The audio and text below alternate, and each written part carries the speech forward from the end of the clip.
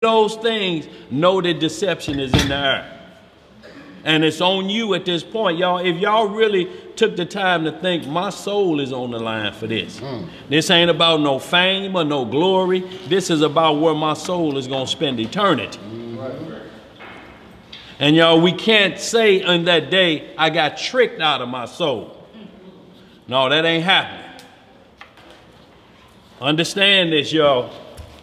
So we're going to pick right back up. Let's kind of reiterate the power of the Holy Spirit and what it won't allow wickedness to do. So let's just right back up with that 1 Corinthians 12th chapter. The book of 1 Corinthians chapter 12. You want to start at down to Solomon? Right, where probably verse 1. Verse 3 is where I really want to go, 1 through 3.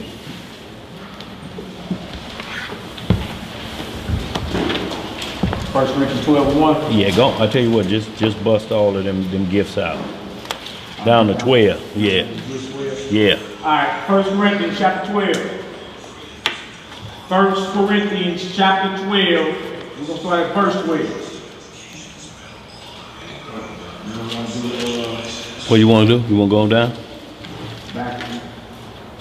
So start at 6. Start at 6? Okay. Okay. All right, y'all. 1 Corinthians chapter 12. We start at verse 6. Verse 6. Just let me know when you want me to stop. How we looking? Everybody there? We good? No, I want you to hit 3 because I want to explain something about this. Yeah, might as well go to 1. Yeah, just I wanted to make sure that we pick up that anybody can't do this. You know, because we'll get a lot of people saying that it don't matter who calls on the Messiah, he gonna hear him. Yeah, he gonna hear you. The book of 1 Corinthians chapter 12, verse 1. What it say, bro? Now concerning spiritual gifts, brethren, I would not have you ignorant. So we need to get the clear understanding of concerning spiritual gifts. Y'all, this is the whole thing about it. This is how the script says you're going to know if the Lord is dealing with you. Spiritual gifts are going to come to you. It may not be the one you're looking for. It's going to be the one that the Lord gives to you to work this purpose. It's his will be done, not ours. You can't opt for one. If you do, your heart is already fixed and it says, this is the one I want to do, or to have to strengthen the body. It ain't about you. It's about strengthening this body. Go ahead, brother. Verse 2. Ye know that ye were Gentiles, carried away into these dumb idols. So just like our mindsets is today with a Gentile mindset or a mindset of the ways of the world. Right. We got a terrible mindset with that. One minute we own and the next minute the world will suck us right back in. One way or the other, y'all, and it ain't no separating yourself from the world because it ain't nowhere to go to separate yourself from the world unless you stay in the house, put some dark curtains up, peep out every now and then. But you're going to deal with this world one way or the other, and that's your test. Lot lived in Sodom and Gomorrah. And y'all ain't seen nothing even to come close to Sodom and Gomorrah. I'm talking about Sodom and Gomorrah sins reached to heaven that the Most High sent a nuclear spiritual bomb and destroyed it, and it's been that way ever since. There ain't a piece of grass. You know how grass grow back up through the concrete? That don't grow in Sodom and Gomorrah. Not even that. And Lot lived there and kept his integrity. Never fell off, never was lured into the wickedness, but everybody that came, he steady spread it and was right there. And they knew who he was. They kept their distance from him.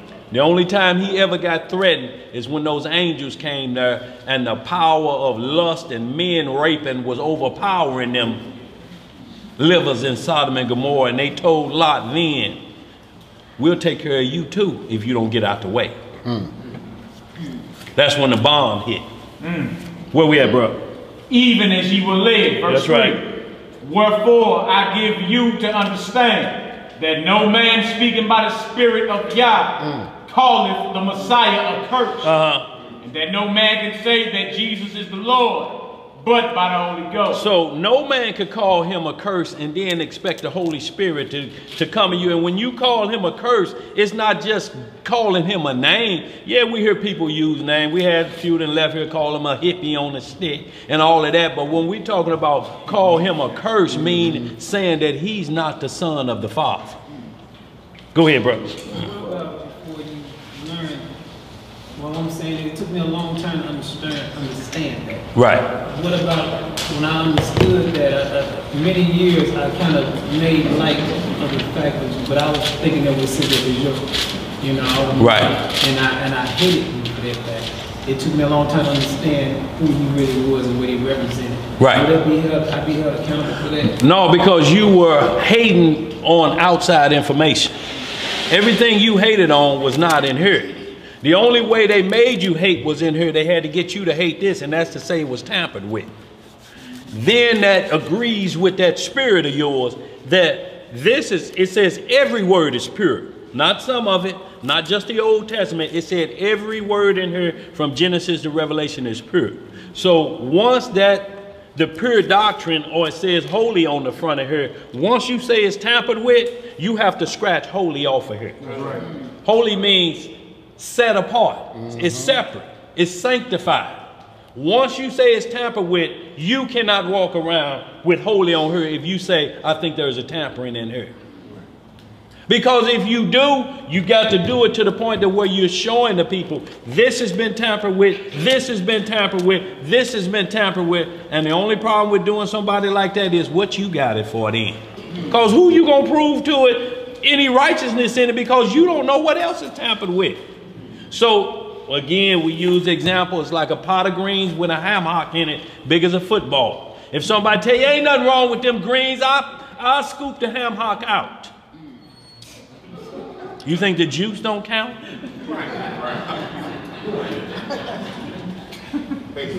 Where you at, man? You had something? Yes, sir. Because a lot of folks come into the understanding later and then, you know, regret what it was that they were brought up on. That's right. But the Bible and its infinite wisdom already prophesied about that, right? This is Matthew 12, bro. Matthew 12, verse 31 and 32. All right, it says, wherefore I say unto you, all manner of sin and blasphemy. What kind of sin? All manner of sin and blasphemy shall be forgiven unto me. See, that blasphemy are damn lies. So go ahead, bro. But the blasphemy against the Holy Ghost shall not be forgiven unto me. And whosoever speaketh a word against the Son of Man, it shall be forgiven him. But whosoever speaketh against the Holy Ghost, it shall not be forgiven him, neither in this world, neither in the world to come. Either make the tree good and his fruit good, or else make the tree corrupt and his fruit corrupt. For the tree is known by its fruit. So the tree is known by its fruit because of what it bears. So all throughout this scripture, you'll never see the Messiah telling anybody point blank, yeah, I'm him. So without a miracle being there, without understanding being opened up, that they see first, and then he tell them, because even the woman at the well, he asked, well, what does the scripture say? Who does it say? Well, our fathers worship him. And when Messiah come, she knows about the prophecy, so that's clear. The Messiah's coming. He say, I'm he. Let me break off something to you. You've been married. Well, you've been with five husbands you had. The one you with ain't your husband. She like, oh. You just rattled that one off. But he never told her to sin, so whatever current situation she was not transgressing the law at that point, because he didn't say go and sin no more like he did with the woman caught in adultery. Right. So we ain't gonna get it mixed up that 5 husbands and whoever she currently with is not married. Then apparently, according to the Messiah, she was under a provision that was not a transgression of the law concerning who she was with then. Go ahead, bro. 1 Corinthians 12, verse 4. Now there are diversity of gifts, but the same Spirit. And there are differences of administration, but the same Lord. And there are diversities of operations, but it is the same God which worketh all in all. But the manifestation of the Spirit is given to every man to profit with it. See, to every man, once you say, I'm a believer, the Most High is going to come to you in a dream or a vision. A lot of times we neglect what we've heard or what we felt. You know, man, I heard that about 15 years ago and I still didn't believe it then.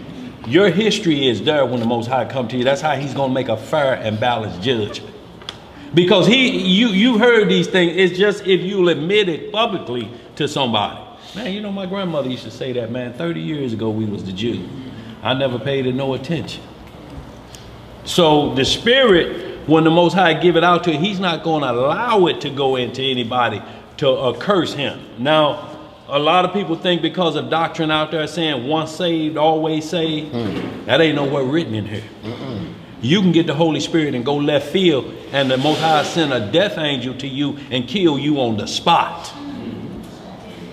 Receiving the Holy Spirit don't guarantee you're going to the kingdom unless you continue to work it to the end of time or the end of your life. Go ahead, bro. Hold on, bro. Tomas. Who got it? The guy that went all the way to the end and fell off.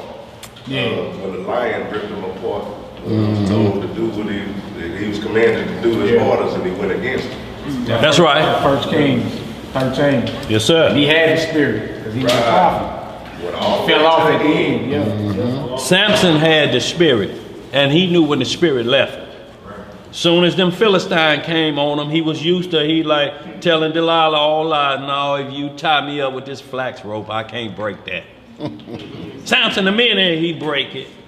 But when that hair got cut, it wasn't the hair because that would be idol worship. It was the final straw with the Most High. He had a whole list of things he wasn't supposed to do. Be around dead bodies, wasn't supposed to be drinking no wine, and for sure wasn't supposed to marry no harlot. So we have to understand these things, that when Samson, he said, when he went to hit the men and that punch slid off of them like Pee Wee Herman hit him, they like, he like, oh, it's gone. The power's gone. Go ahead, bro. This is a personal question. Why do you think Samson knew this woman, what she was about? Why do you think he gave in so easily? Well, the thing was from the Lord when you read further on down, but it was for him to take the Philistines. But he fell in love. It was a different way. So it says, the script said he always had his head laying on her lap. Right. Always, every time, hey baby. So he couldn't focus on what he needed to do. But the thing was from the Lord to get him inside of the Philistine, because if you understand who Delilah was an agent for the Philistine. So she was, the Most High used wickedness against wickedness, so he was going to use her to bring him down. But the tables got flipped on Samson, because Samson started trusting in his own self that he was, this thing was about him. Because even when his parents told him, you know, is not a daughter of Israel, he didn't address that matter, you know, and he didn't express himself that this is something from the Lord that I'm doing. Because they told him, is there not a daughter of Israel that you can marry? He just get the wedding ready for her. That's who I want. So it became more of a lust power thing. The same thing we're going to go over today in Numbers 22 when we hit a little bit on Balaam or Balaam. We're going to explain a lot of things that's going on with Balaam, a super witch back in the day. A super witch. I'm talking about could work a wonder before us right now. Half of us will take out through that back door with it locked. Some of us will go that way and it'll be them Three Stooges images of you going through the wall right there. I'm talking about a super witch, y'all, but we're going to read a few of these things that the Most High say, if you see that, don't even pay it no mind. Right. Because they're subject to you. You be like, hey, demon, hold up. Cut all that foolishness out. And he has to obey. But if he scares you in your sleep, you ain't going to understand that power that you have over him. If you dominate him in your dreams, in your unconscious vision, you will dominate him when you awake. And all of us, they going to visit us. When you hear that dog growling and ain't nobody around, you're like, what is it, boy? and you looking around, what is it? They feel it and they see it. Get on your game. Satan is a roving lion, y'all. I ain't gonna take too much time with that. Go ahead, Mal. You verse 8, 1 Corinthians 12, verse 8. For to one is given by the Spirit the word of wisdom. So to one is given the word of wisdom. So wisdom is one of the gifts of the Holy Spirit. It's not the Holy Spirit like certain Israelite groups out here teach. That wisdom is the Holy Spirit. It's one of the attributes of the Holy Spirit. It's a chief spirit, because if you get all the other ones and you don't understand wisdom, and you don't understand it, even if when they try to, it's like a feminine type of spirit that you have to have close to you. It don't mean it's all female, it turn you into male. It wants you to hold it close to your bosom. Like you would your woman. Like you would your woman. That's all it's saying. Keep it close to you, and it'll guard you through poverty. It'll help you out through having riches. You won't fall off, because wisdom is keeping close to you. Now, the wisest man that ever lived on earth, what happened to him? Because he looked at wisdom like the women he was dealing with. 1,000 of them. And he lost wisdom that wise. How is the wisest man in the world not seeing what's happening to him? By women.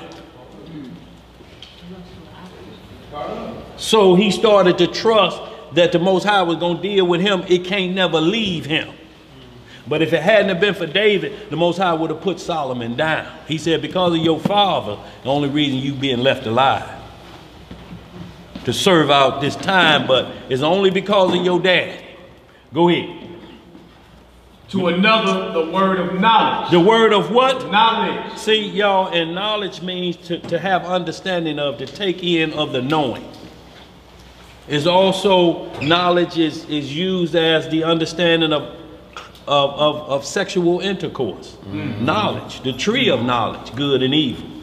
And the only time you're seeing knowledge a lot in here are know, and Adam knew Eve, K-N-E-W, which is short of knowledge, understanding that that was a sexual know.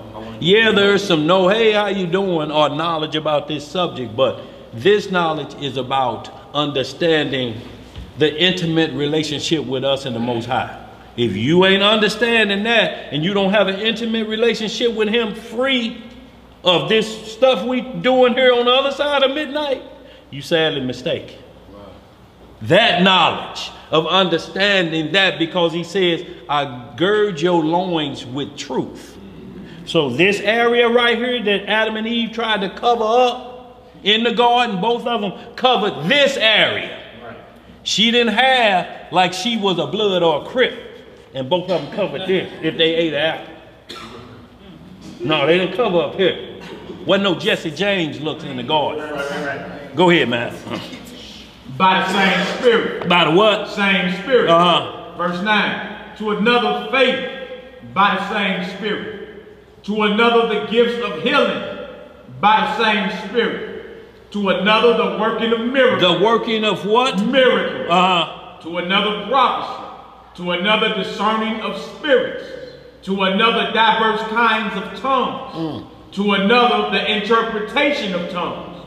But all these worketh that one and the self-same Spirit. That's right. Dividing to every man severally as he will. So the Most High divides these spirits up. Severally as he will, and he see many are called but few are chosen. Look, everybody will get the chance to jump on here, but it's only the chosen ones, and the chosen ones are the ones that adhere and say, yes, Lord, I feel you, I'm with you. And then a spirit is given to you to see if you do with all your portion of it. And we got great men that accomplish these. It's easy work, y'all, because it's power that he's going to let you know, I'm with you. It ain't like you got to guess. It ain't like you need to go take a DNA class because you dropped somebody with one of these. You know where that power coming from. When David dropped Goliath, he knew exactly where that power was coming from. Gave all the glory to him. You finished that map? Let me know how far you want to go down. Verse 12. Okay. All right, verse 12. For as the body is one, and have many members, and all the members of that one body, being many, are one body, so also is the Messiah. Go ahead down. I want you to read on down to 18. Verse 13. For by one Spirit are we all baptized into one body. Right. Whether we be Jews or Gentiles. Whether we be bond or free. Right. And have been all made to drink into one Spirit. That's right. For the body is not one member, but many. If the foot shall say, because I am not the hand, I am not of the body, is it therefore not of the body? See, so we can't get one track or sidetracked with one thing, because we're going to leave the door open for all of this other work that needs to be done.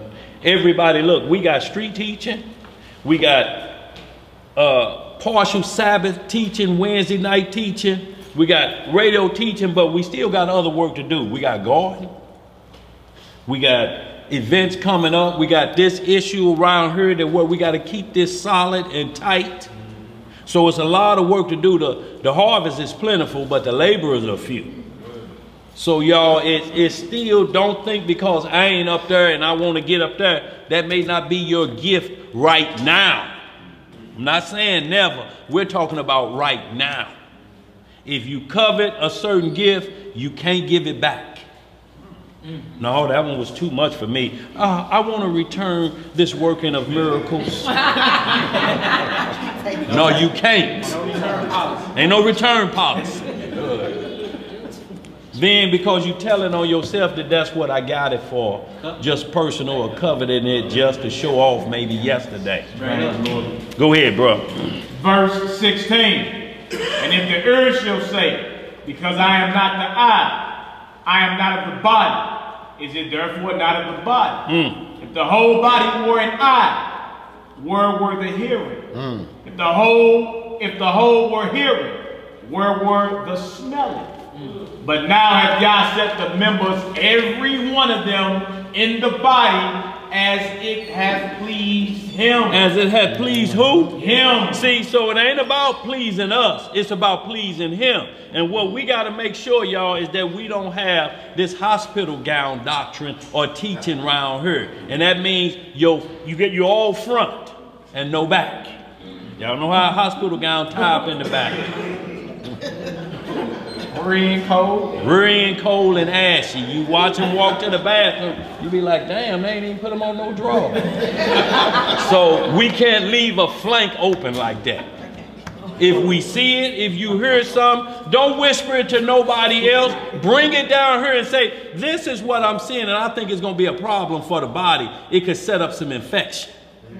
If you don't bring it out front like this and then we start hearing it over there around the corner somewhere, that ain't doing us no good. Because by the time we get on it, it's going to need penicillin then. It's going to be out of control. Go ahead, bro. Verse 19. And if there were all one member, where were the body? But now are they many members, yet but one body. So jump right down to verse 29. Yes, sir. Verse 29. 28, I'm sorry. Yeah, 28. 28, yeah. Go ahead. Yeah. Verse 28. And the Most High hath set some in the church. First, apostles. First who? Apostles. See, so we ain't seen first generals or lieutenants or captains. Apostles. Yeah. If you want a definition of apostle, y'all know how to look it up. We're going to go ahead on for time's sake. Go ahead, bro. Secondarily, prophets. Who? Secondarily, prophets. Why is apostles above prophets? Because some prophets are born to be prophets, like Jeremiah. They're on a mission from the womb. John the Baptist, they were born for this. But an apostle usually is an individual that was kicking against the pricks or a direct communication with the Most High. Abraham in this time would have been an apostle. We're talking about communication with him. The disciples are apostles, the 12 apostles. We're talking about interaction with the Messiah, working, and they had almost all the gifts. Judas Iscariot was given these gifts. Or you saying this eliminates him being born to be wicked. He was given an opportunity and he still chose the way of Balaam. Go ahead, bro. Oh, no, it ain't gonna be your last, but you know, you good. We in Bible study. I understand probably, so they were given these special gifts. Why didn't they use those gifts to save their own lives. Because they all died, and a lot of them died violent deaths. Well, the Holy Spirit is not to save your life in that perspective. Their life was saved because they took it to the end. Because it's told you, some of you going to be killed. Some of you going to be put to death. He's going to cast some of you in jail. But you can't stop. You got to keep moving this thing, because Daniel in the lion den, if he would have stopped, we wouldn't have saw that. Joseph been thrown into prison on a free case. But they knew who was with him. And Joseph, quiet as kept, we think he was just in there a couple years. He was 12 years in on that false charge of adultery. Shalom, bro. Nobody messed with that brother, if you know what I mean. But I'm quite sure they tried him. You know what I'm saying? But they saw the Spirit on him. Okay. They knew exactly what was on him. But the Most High knew who he was and where his heart was, because Satan is always tempting. You throw him in prison, he a pretty boy. I bet he don't make it. Exactly. He like, oh, he'll make it. Ain't no problem, right? He just withstood the most beautiful woman on earth at this time, Pharaoh's wife. If you get into the book of Jasher and you see how she put a sword to his neck. You gonna give me some of that tonight. First, after all of the smells, getting rid of everybody, finally when he said, well, you might well gonna kill me. Now this is when we talking about faith that's saying, I trust you and I believe if she killed me about keeping your commandments, I'm gonna live forevermore. That's the mindset. Not this carnal life, because this, you ain't promised. You can live good forever, but guess what? Austin Lane is coming with cotton and embalming fluid to stuff up your rear and put you on display like this. There ain't no spirit out here that's gonna stop the death angel for coming. That's right. Go ahead, bro. Give the Holy Spirit to teach about the coming kingdom. That's right. You eventually go have to lay your life down. That's what it is. All the prophets, And the Messiah laid his life down. Messiah, all the disciples. What's that? Why can't he save himself? Yeah. Right. Yeah, why he can save himself? The Holy Spirit's not given to you to live eternally on this side. That's right. You got a specific job to do, and when your time is done, it's over. John the Baptist's head was cut off because he told Herod, like, look, you know you're not supposed to be laying with your brother's wife. Told him that in front of a whole crowd full of folks. That's right. Got his head cut off. You feel me? So the Holy Spirit is not a guarantee for you to live forever on this side. You understand? You just got to finish your course so you can live forever. Return. L9, what's up, people? I want to read a precept of Proverbs 22, 24. It says, say not thou, I will recompense evil, but wait on the Lord, and he shall save thee. Thy words await an abomination unto the Lord, and a false balance is not good. A false what? False balance is not good. 24. Man's goings are of the Lord. How can a man be understanding on the way? Yeah, That's right. Yeah, man's going to the Lord. He don't want to dictate everything what it is, so you can't understand your own way. That's Proverbs 22. Yo, and it's not in robot mode that man's going of the Lord. It's a choice that's been presented to you that man go of the Lord. You gonna express it whether death's at the door or not. And you will make statements like, we rather obey God than man. That's how we get down, because they told Peter now, locked him up. You can't preach out here about this no more. Let them out that same night, and they was back at the temple. They like, the men you threatened about preaching, they back at the temple again. This is what we talking about, fully devoted to the word of the Most High. And when you look up holy, there's two definitions.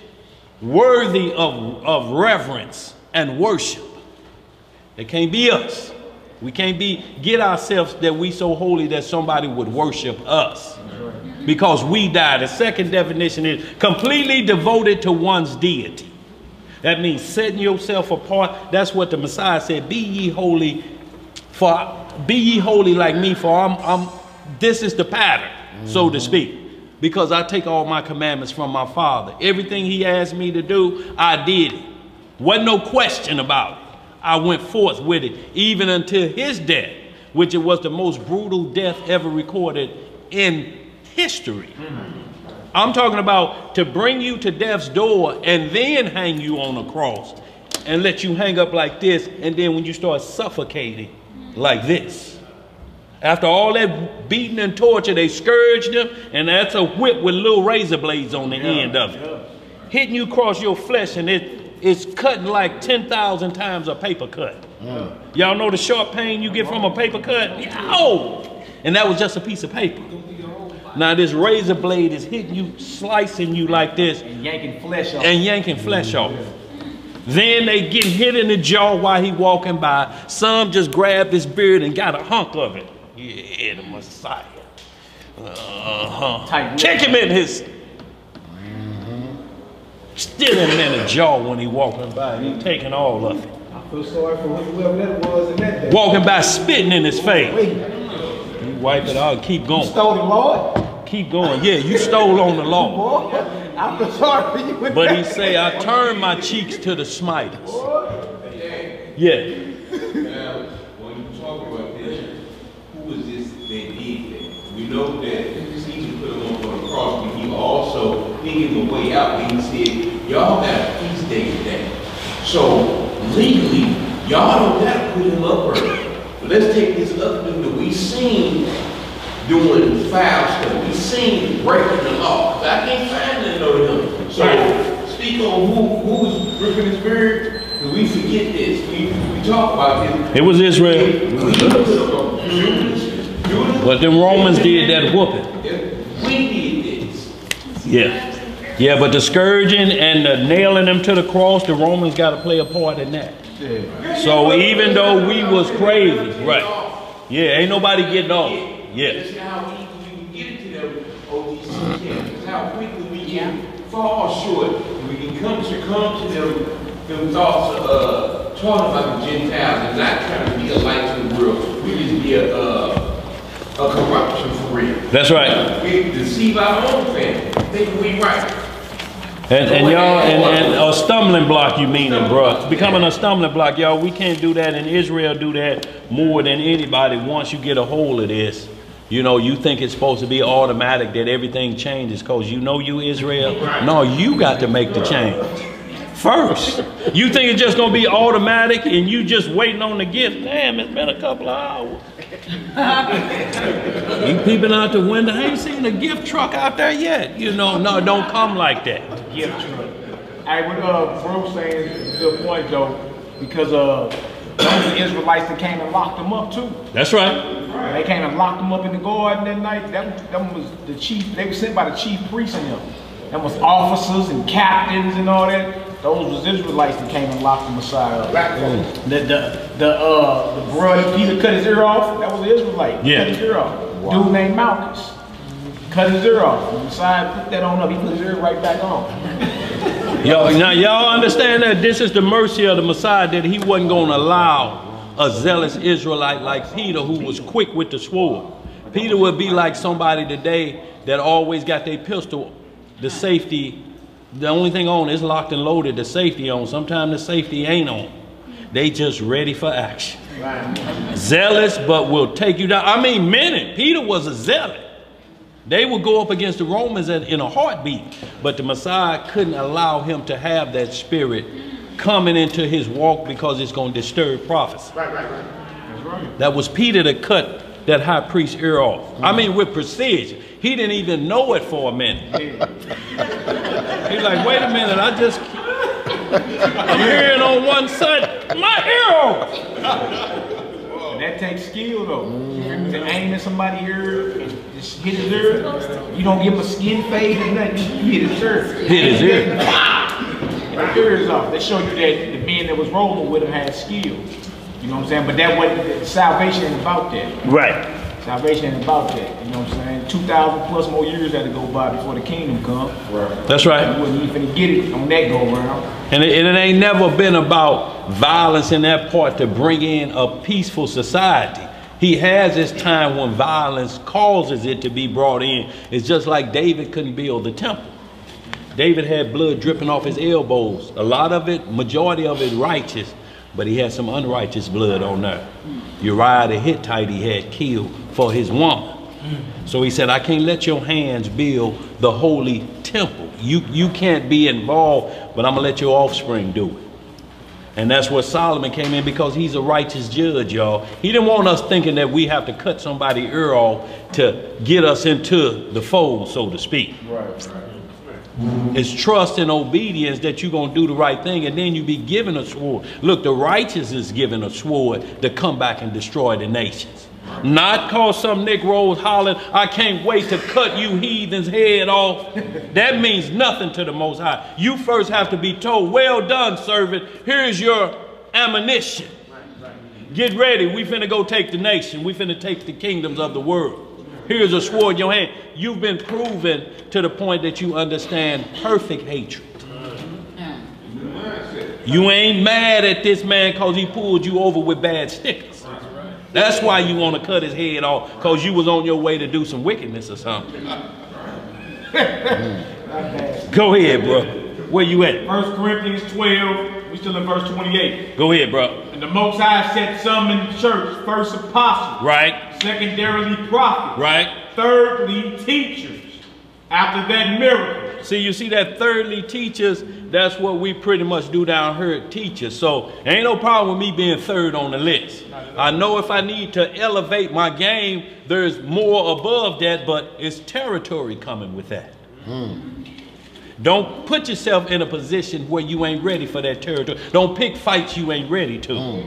Because you can't be running back up on the porch and knocking on, don't let me in there after me. You show disrespect to that spirit. How you running like a coward dog? You barking, bagging up. Who you scared? So y'all, you can't put yourself in that position. When that spirit come on you, you better be doing the work of the Lord, so everybody know that's the power of the Most High. That's what you can't blaspheme against. And to turn your back on that or weasel back means blasphemous activity against the Holy Spirit at that point. Because you showing the rest of the world it ain't no power from the God who calls himself power. No, this ain't like that episode you see on, what is it, STV or something? Not that power. That power is controlled by the feds and other organizations that'll be after you to kill you. And money. This power will grant you eternal life if you keep it until the end. Go ahead, Matt. Will you finish that? After that miracle. After that what? Miracle. Then gifts of healing. Right. Helps, governments, diversity of tongues. Yeah.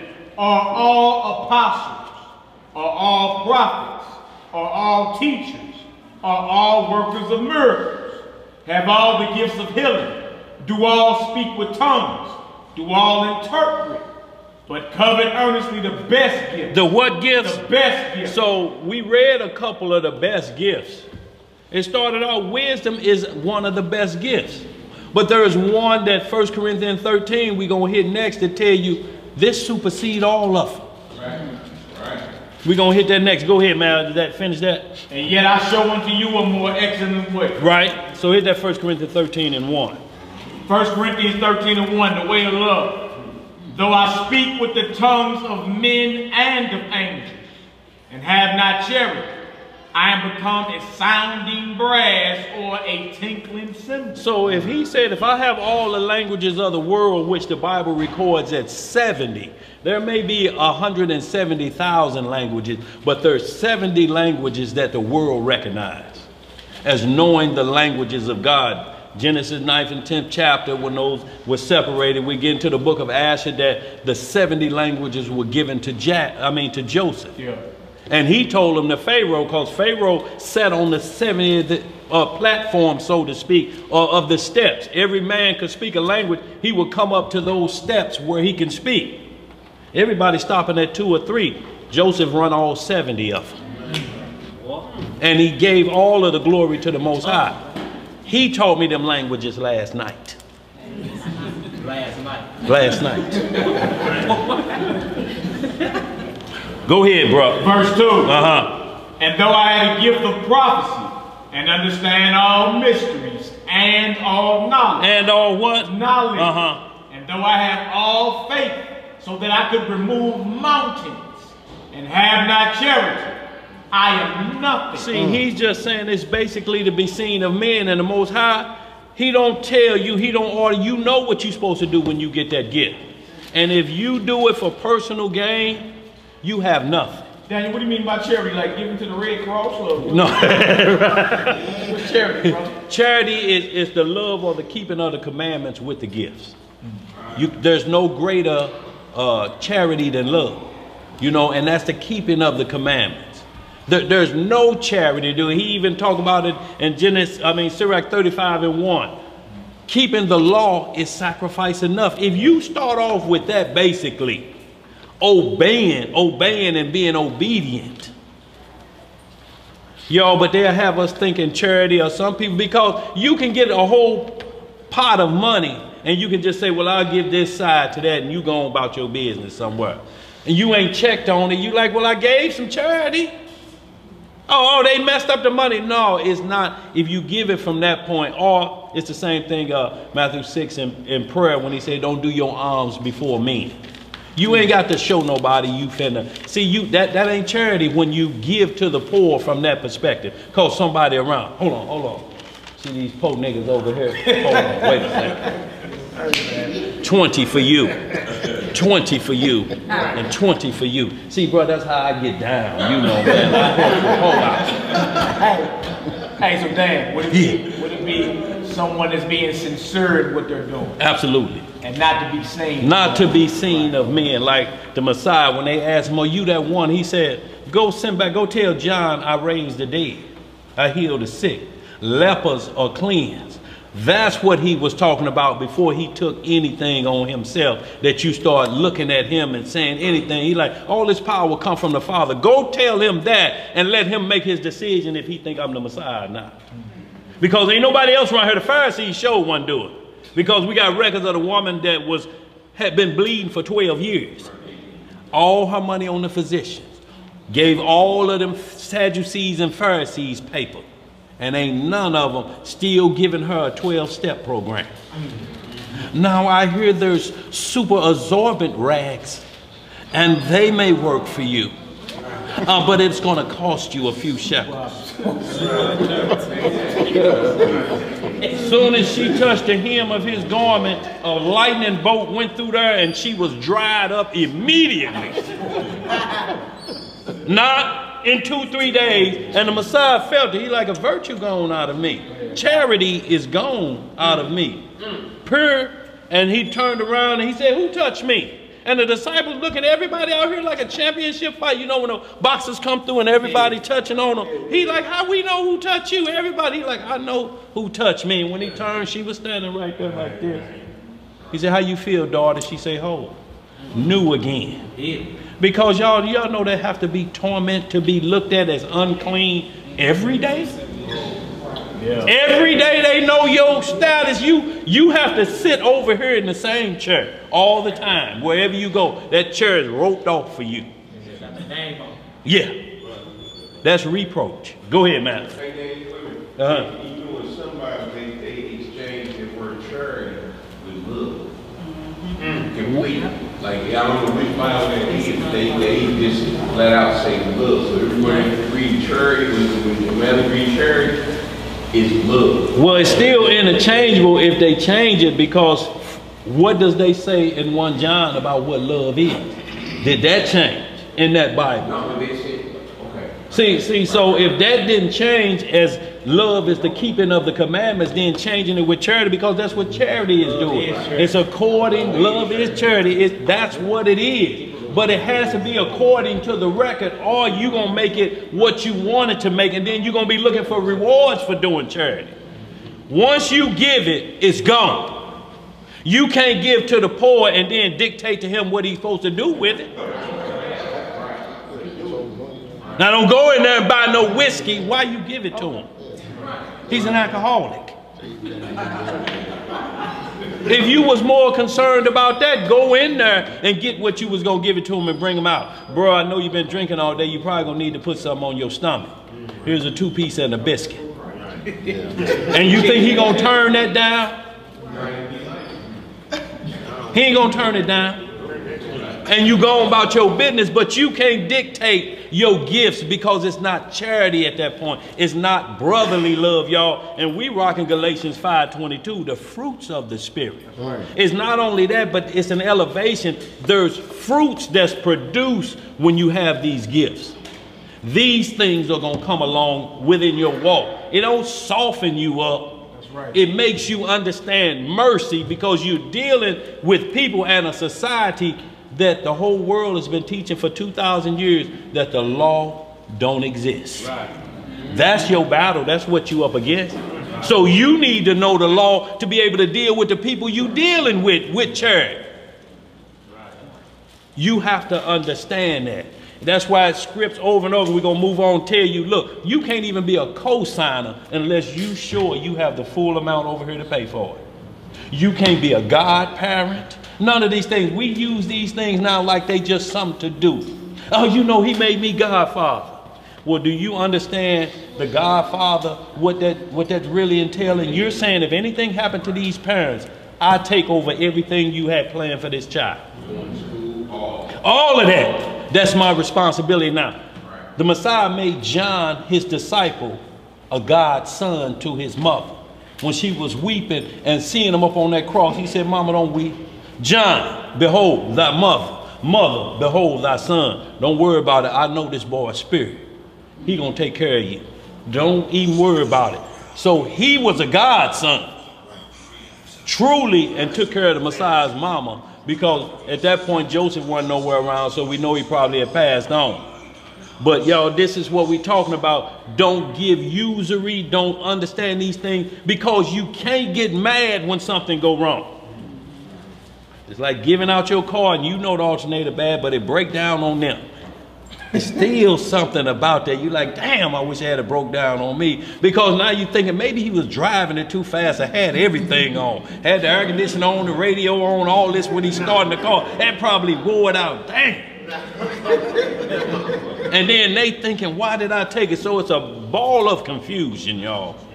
When you let it go, let it go. Go ahead, man. Where you at? Verse 3. And though I bestow all my goods to feed the poor, and though I give my body to be burned, and have not charity, it profiteth me nothing. It does what? Profiteth me nothing. So y'all see, you ain't getting no gain if you doing it for flow showing. Hey, Dan. Yeah, go ahead, bro. Here go this charity, y'all. It's G26, the same as love. Oh. It's agape. It's a what?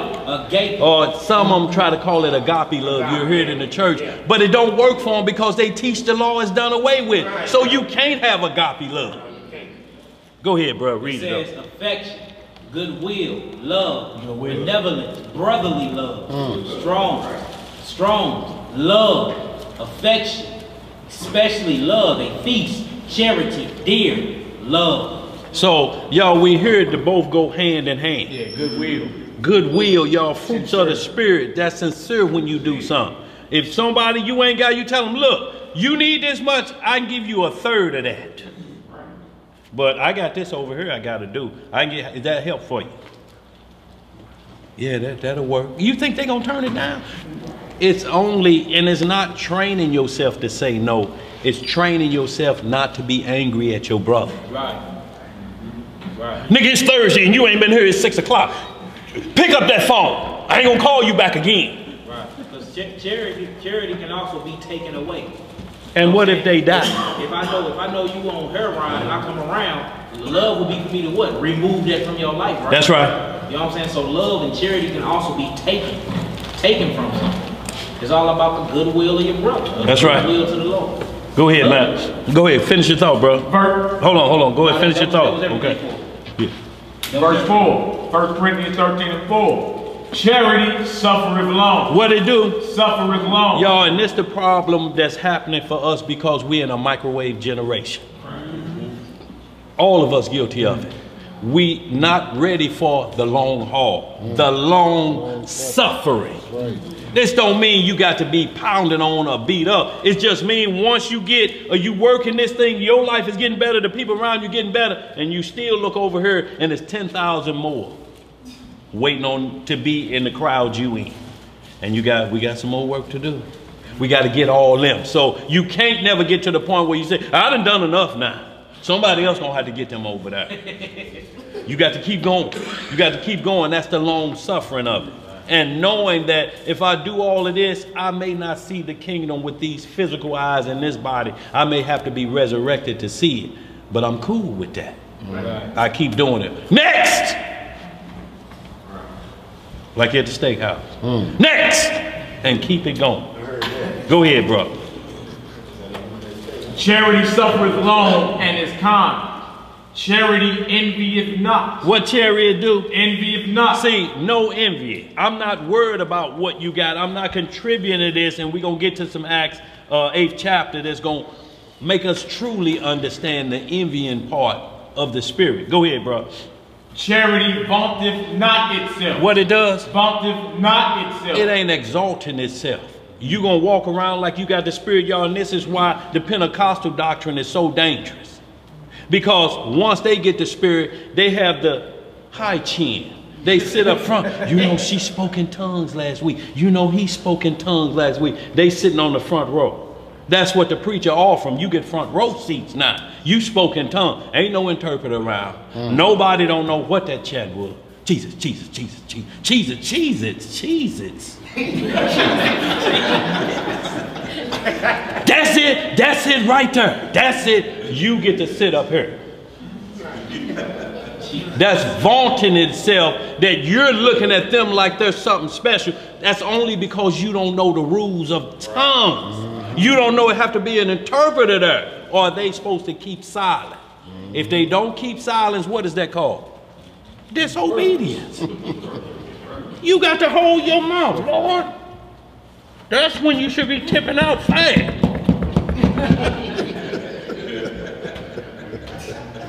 Ain't no interpreter in there.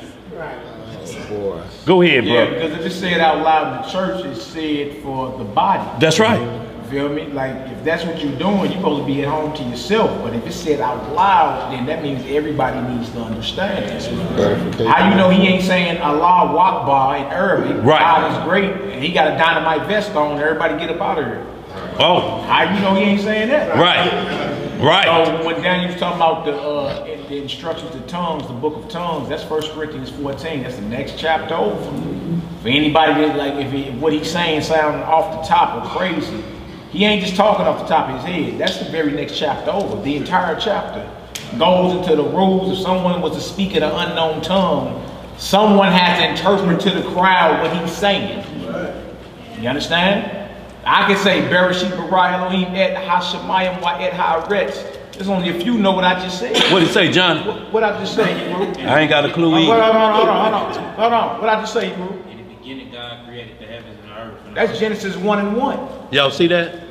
See, now That's if I just tongue said that, and then interpretation of tongues. So if I just said that, nobody here know what I just said. What understanding was that?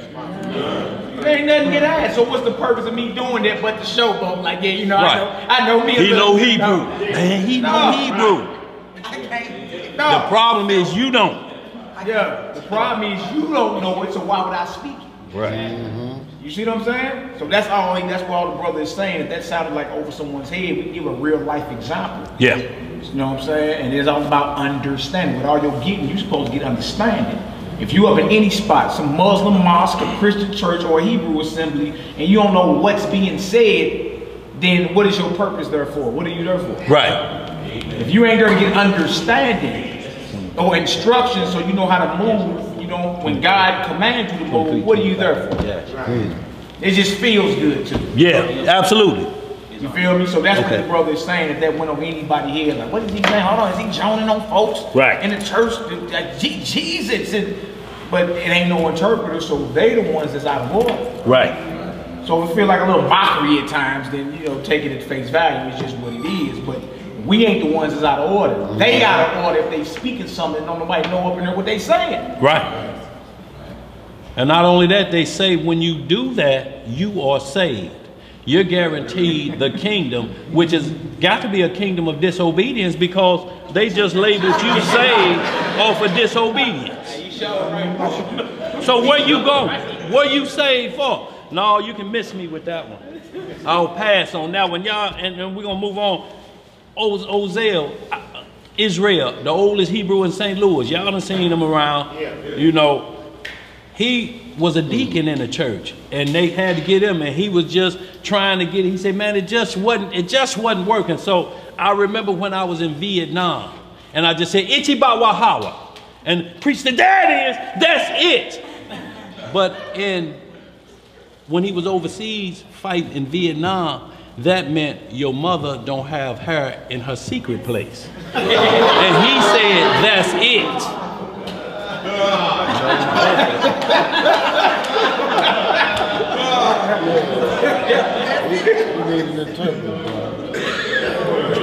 Right. So y'all, they'll agree to anything if it's that point, because what they're trying to do is they're trying to lay hands on. They're trying to look like some great one. Y'all, and when somebody's doing that, when you allow them to do it, it's because we don't know the rules. And in there they say, "Oh, the laws are done away with. We don't have to keep those anymore." Then that goes for everything in there. How you gonna have tongues with no rules or regulations? And this is what this charity is saying. If you ain't doing it by the rules, you wasting your time. Go ahead, bro. You got some more of that? Or you good on that? Go down. Or just to the last one. Where you at, verse what? I'm in verse 4 now. Not 5. Yeah. Go, yeah, at 8. 8 is good. Verse 5, 1 Corinthians 13:5. Doth not behave itself unseen. Seeketh not her own. Is not easily provoked. It's not what? Easily provoked. Right. Thinketh no evil. Thinketh what? No evil. Y'all, and when we talk about evil, is putting out anything, y'all. And when we look at evil, y'all, we think about the scary movies that we see. But when we look up the Hebrew word evil, it's problems. It means depression, anxiety, problems. That's what evil does, because that's what you get when you break the law. When you look up the Hebrew word of evil, it says, and doomed, and bad times in your life. Misery is part of what's happening at evil. When you break the law, these things come on you, like Deuteronomy 28, the first 15 verses say, if you do these commandments, you shall have ease, E-A-S-E. But 16 through 68 say, these are the problems going to happen to you if you don't do it. And then a D-I-S is put in front of E-A-S-E, which means what? Disease. Because disobedience brings upon dis-ease. It's not one you can label, it's dis-ease, discomfort. When you got a disease, you discomfort. You know sick people, they're uncomfortable. There's no good spot to lay in. It's only temporary. Call a nurse. It brings disease or dis-ease to your body. Keep the commandments. You'll be doing a Toyota kick at 80. Go ahead, where we at? Verse 6. Rejoiceth not in iniquity. What it does? Rejoiceth not in iniquity, but rejoiceth in the truth. Beareth all things. Believeth all what things. It does? Believeth all things. See, so charity, believing from Genesis to Revelation, if you say this book is temporary, you don't believe all things.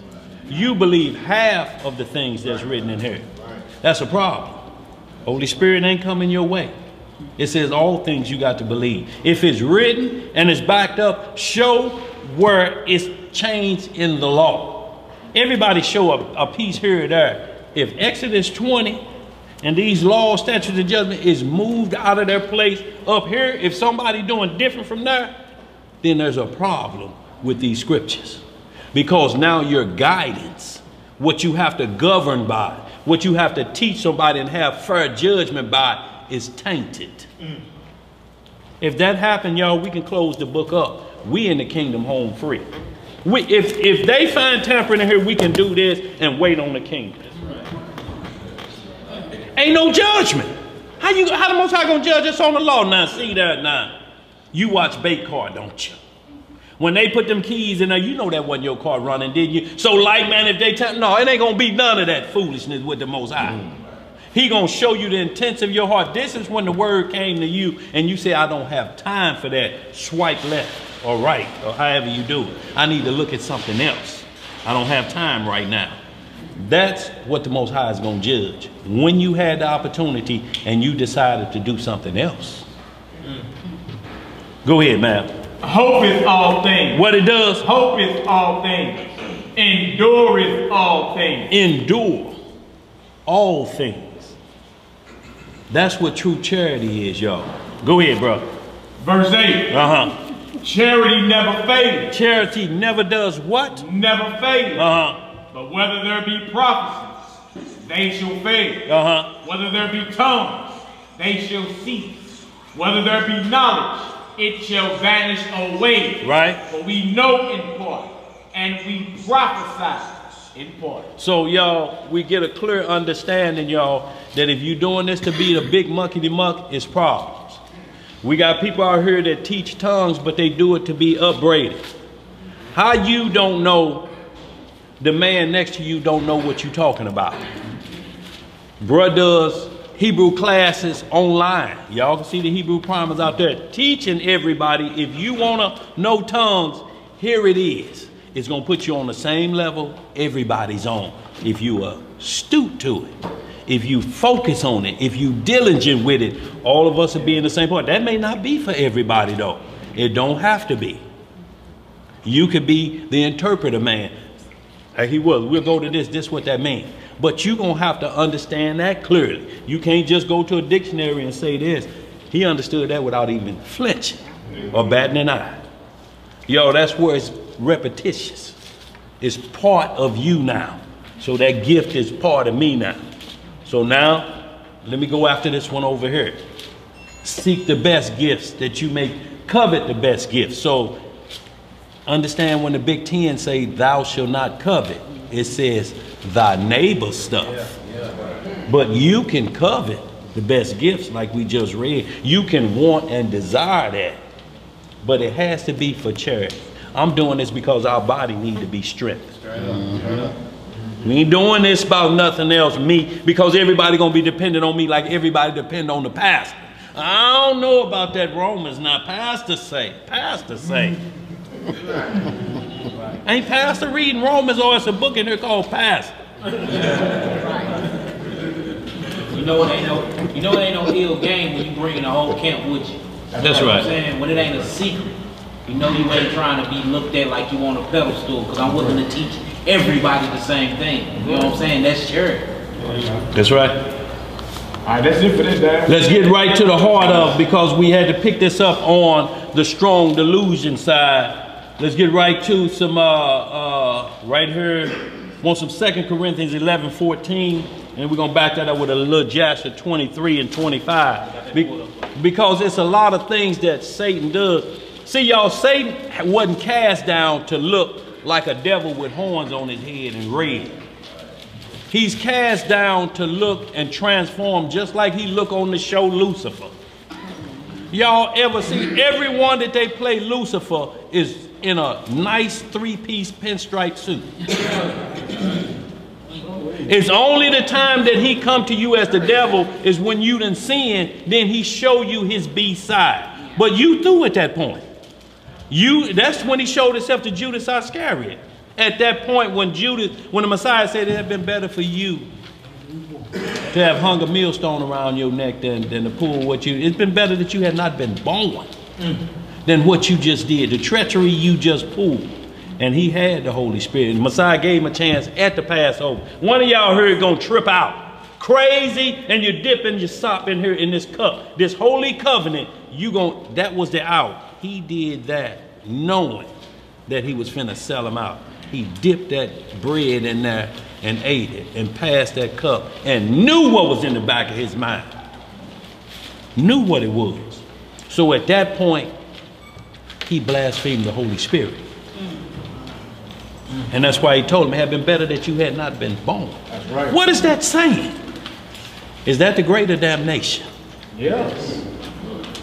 That's what he said. If you mess with a child, you take a child in this innocent, you turn a child to the ways of wickedness. He says it's been better that you tied a millstone around your neck, and them usually 500 to 2,000 pounds, and jump off in the ocean. Who coming up? Where we at, bro? You had a question, Joe? Okay, all right, bro. Where we at? 2 Corinthians 11. We starting at 14. We're just gonna hit a quick hit, then we're gonna go to this Jasher, y'all. And because the book of Jasher is mentioned, and right here you'll see it, 2 Samuel 1:18, 2 Timothy 3:8, and Joshua 10:13 tells us to study out of the book of Jasher. You got camps in New York. We don't use that book. That ain't our problem. You on a mission of taking away. So what do we do about it? Well, how we know that's the real book of Jasper? Well, for one, you pronouncing it wrong, so maybe that's the problem. You ain't found a book. Yeah, you found Jasper or Casper. You in a whole nother doctrine.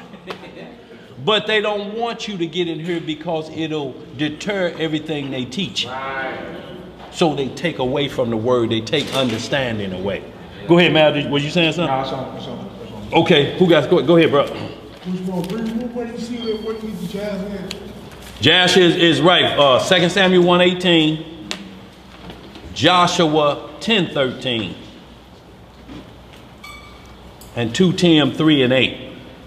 So we got more than 2 witnesses saying that this book is good. And this Bible say the book of Edo is not the rest of the writings about the prophet Nathan or David in the book of Nathan. Y'all, those books are still out there. They're not lost from us permanently.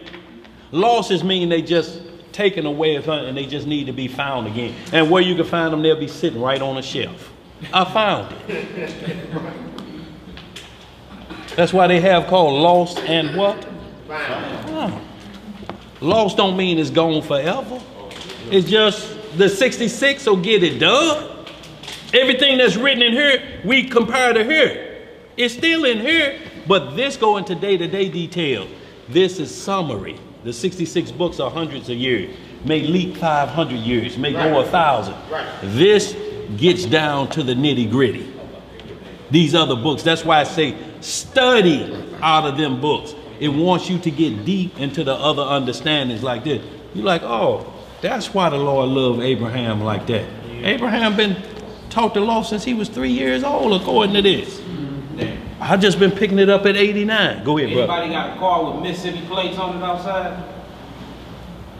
What? You know the color of the nerve? White car. White car. With Mississippi plates? Who got a white car with Mississippi plates? Huh? It ain't us. Okay.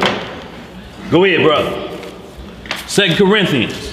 Reading from the book of 2 Corinthians, chapter 11, verse 14. What it say?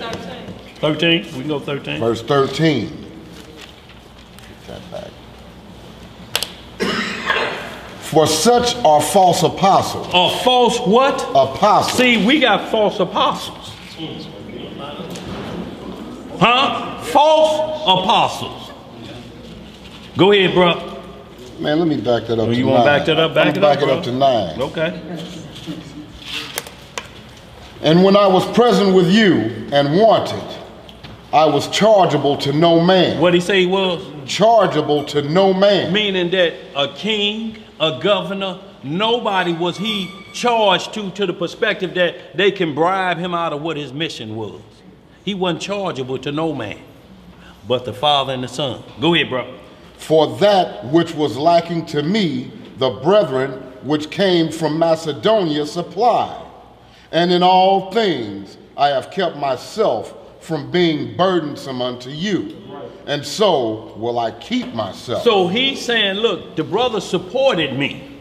And y'all, you'll continue to see this word support, or I wasn't a burden or supply. See, you don't want to be a burden to somebody. Damn, here this nigga come again.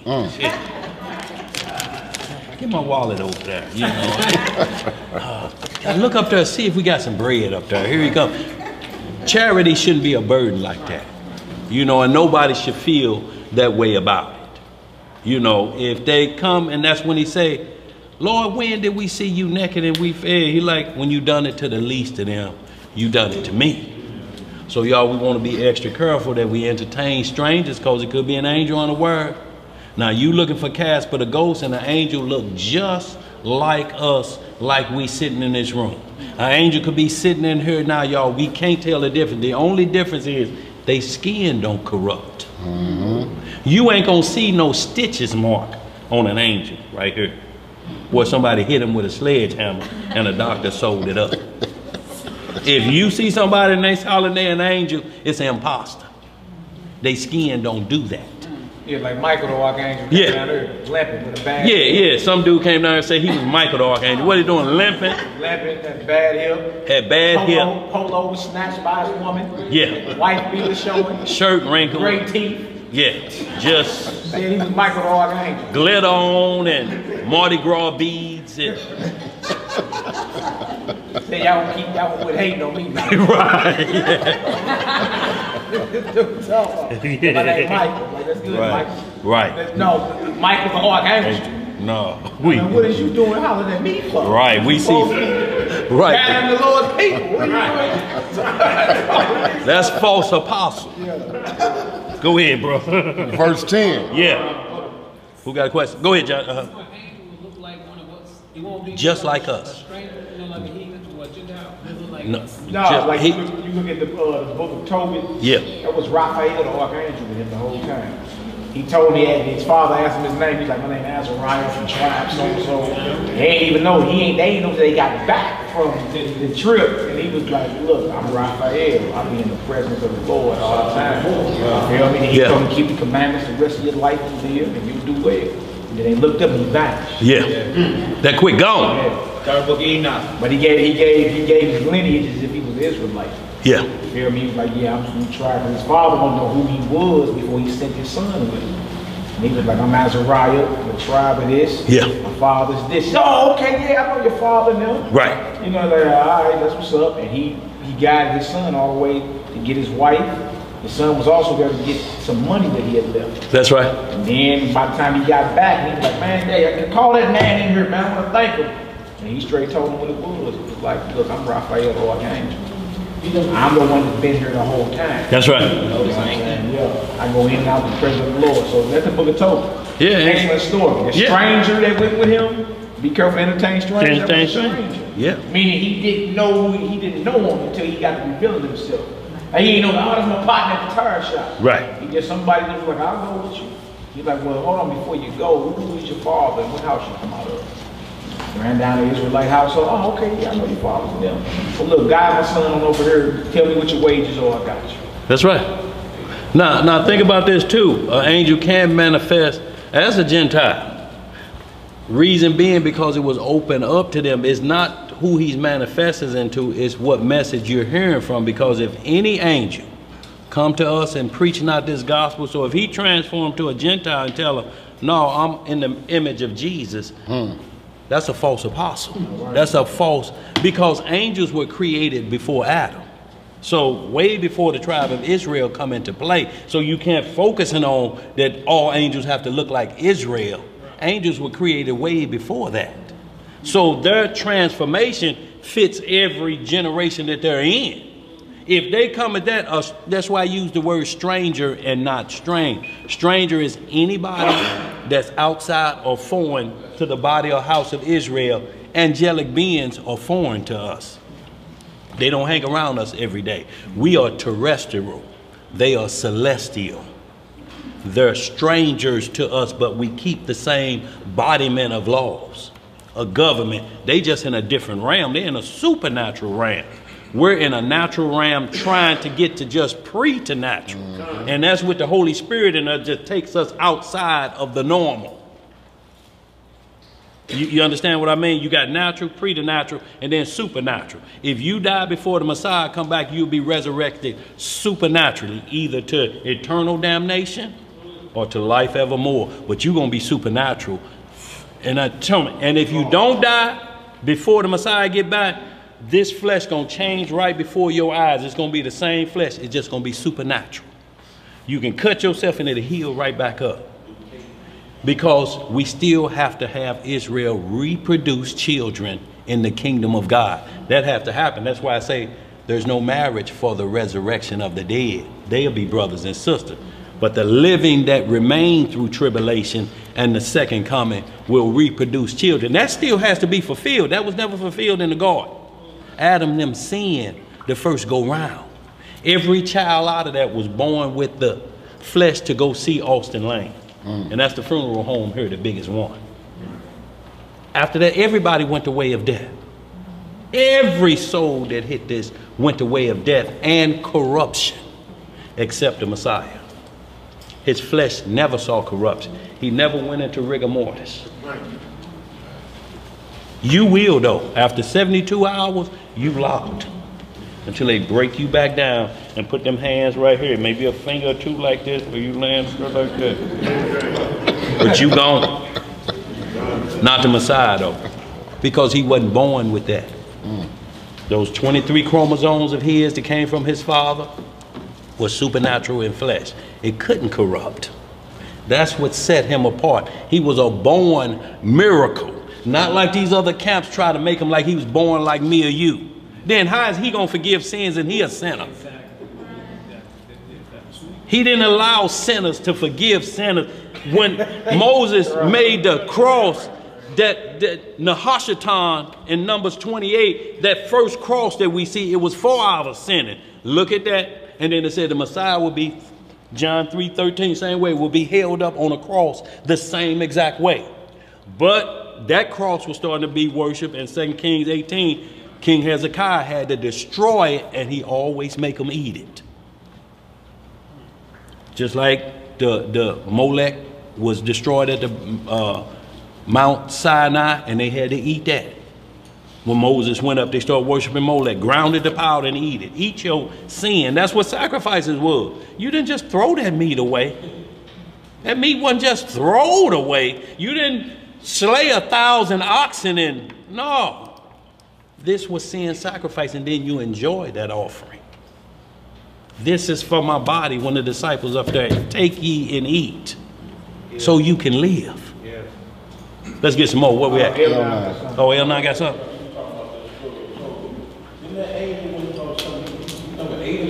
Yeah, he didn't eat the whole time with him.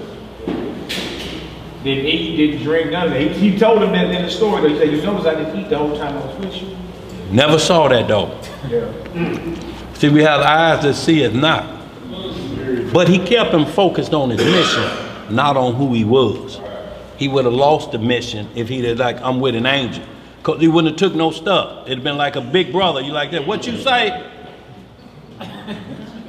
But see, the Messiah was the same way when Pilate said, don't you know have power to let go? He's like, partner, you ain't got no power. I can do this. And 10,000 legion of angels will come in here and take Rome now. But it's past that point. Do what you got to do, sir. You ain't got no power, though, except what my Father give you. So, y'all, we have to understand these things that when he's long-suffering, he's teaching long-suffering. Because you know the disciples said, put him down, put him down. Right. It's like you walk in a bar with Mike Tyson, Suge Knight, and Holyfield. And Pee Wee Herman spin around with glasses on and a pocket pouch and slap all three of them like the Three Stooges. And they take off running. What are you gonna do? I mean, hit the door. And he asks, you want some of this? You gone too. What we at, bro? Right there. Second with these, I guess, comedics or gyps or whatever they want to call themselves. They was saying that when Christ said, take my body, this is my body, you know, this is the blood, they trying to say that he was teaching cannibalism. Yeah. See, but you never heard him say he sliced himself once. Like the Baal priest did in that battle down at Mount Carmel. When they start cutting themselves and slashing themselves. Satan requires this. So you can prove to everybody that you're working with him. He say, mark yourself. When you join them fraternities, what they do? They put a brand new Messiah mark us in our heart. I ain't gonna let you walk around with a cross branded on you. Had a brother down here, didn't he? What he had tattooed on there? He had the name of the Father, and don't even know what he got tattooed. Look, now he got no regrets. Because he didn't know what he had tattooed on her. It spelled wrong. He don't even know, and you got it tatted on her? Like you trying to impress us? No, you got no regrets. No regrets been spelled wrong. Where we at, bro?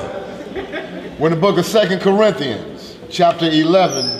Hey, Daryl, that's John 6 they talking about. Yeah. When he was talking about eating my flesh. Yeah. So they say he promote cannibalism with that blood. Your Messiah promotes blood drinking and flesh eating. That's John 6. But look, all you gotta do is finish the story. He can tell you what I've been speaking the whole time is spiritual. Right. Yeah, they want to try to talk all fast and try to laugh. Hey, he's coming back. They keep saying the other day, he's coming back. Yeah. And now then they talking about one of them saying like they don't believe that the man came before the woman. He like that sound like some homosexuality, 2 beat 2 men. I'm like, yeah, y'all man. Yeah, but I mean, in the beginning, how was it created? Right. Like the chicken came first or the egg. Right. You feel me? Or anything. Right. With, like he made. If you go back to the creation story, whatever he made with a seed in it. Then reproduction started. Right. So it ain't just like the man from the woman. Go back to the plants. Deal with the plants. I was saying the earth. You know. Yeah. Deal with creation, like from the beginning. You know, that was a seed. You know, coming up. You know, with the Mother Earth. You know. Yeah. But they don't want to hear it, so. Well, right, and you know what they're trying to do. But the deal is, you were sharp enough to defend what you believe. Right. See, as if they'd have got you to doubt, and you've been like, I ain't never seen that before. It do sound like that. At that point, it's a major problem. Right. You just chasing the next best thing you heard about.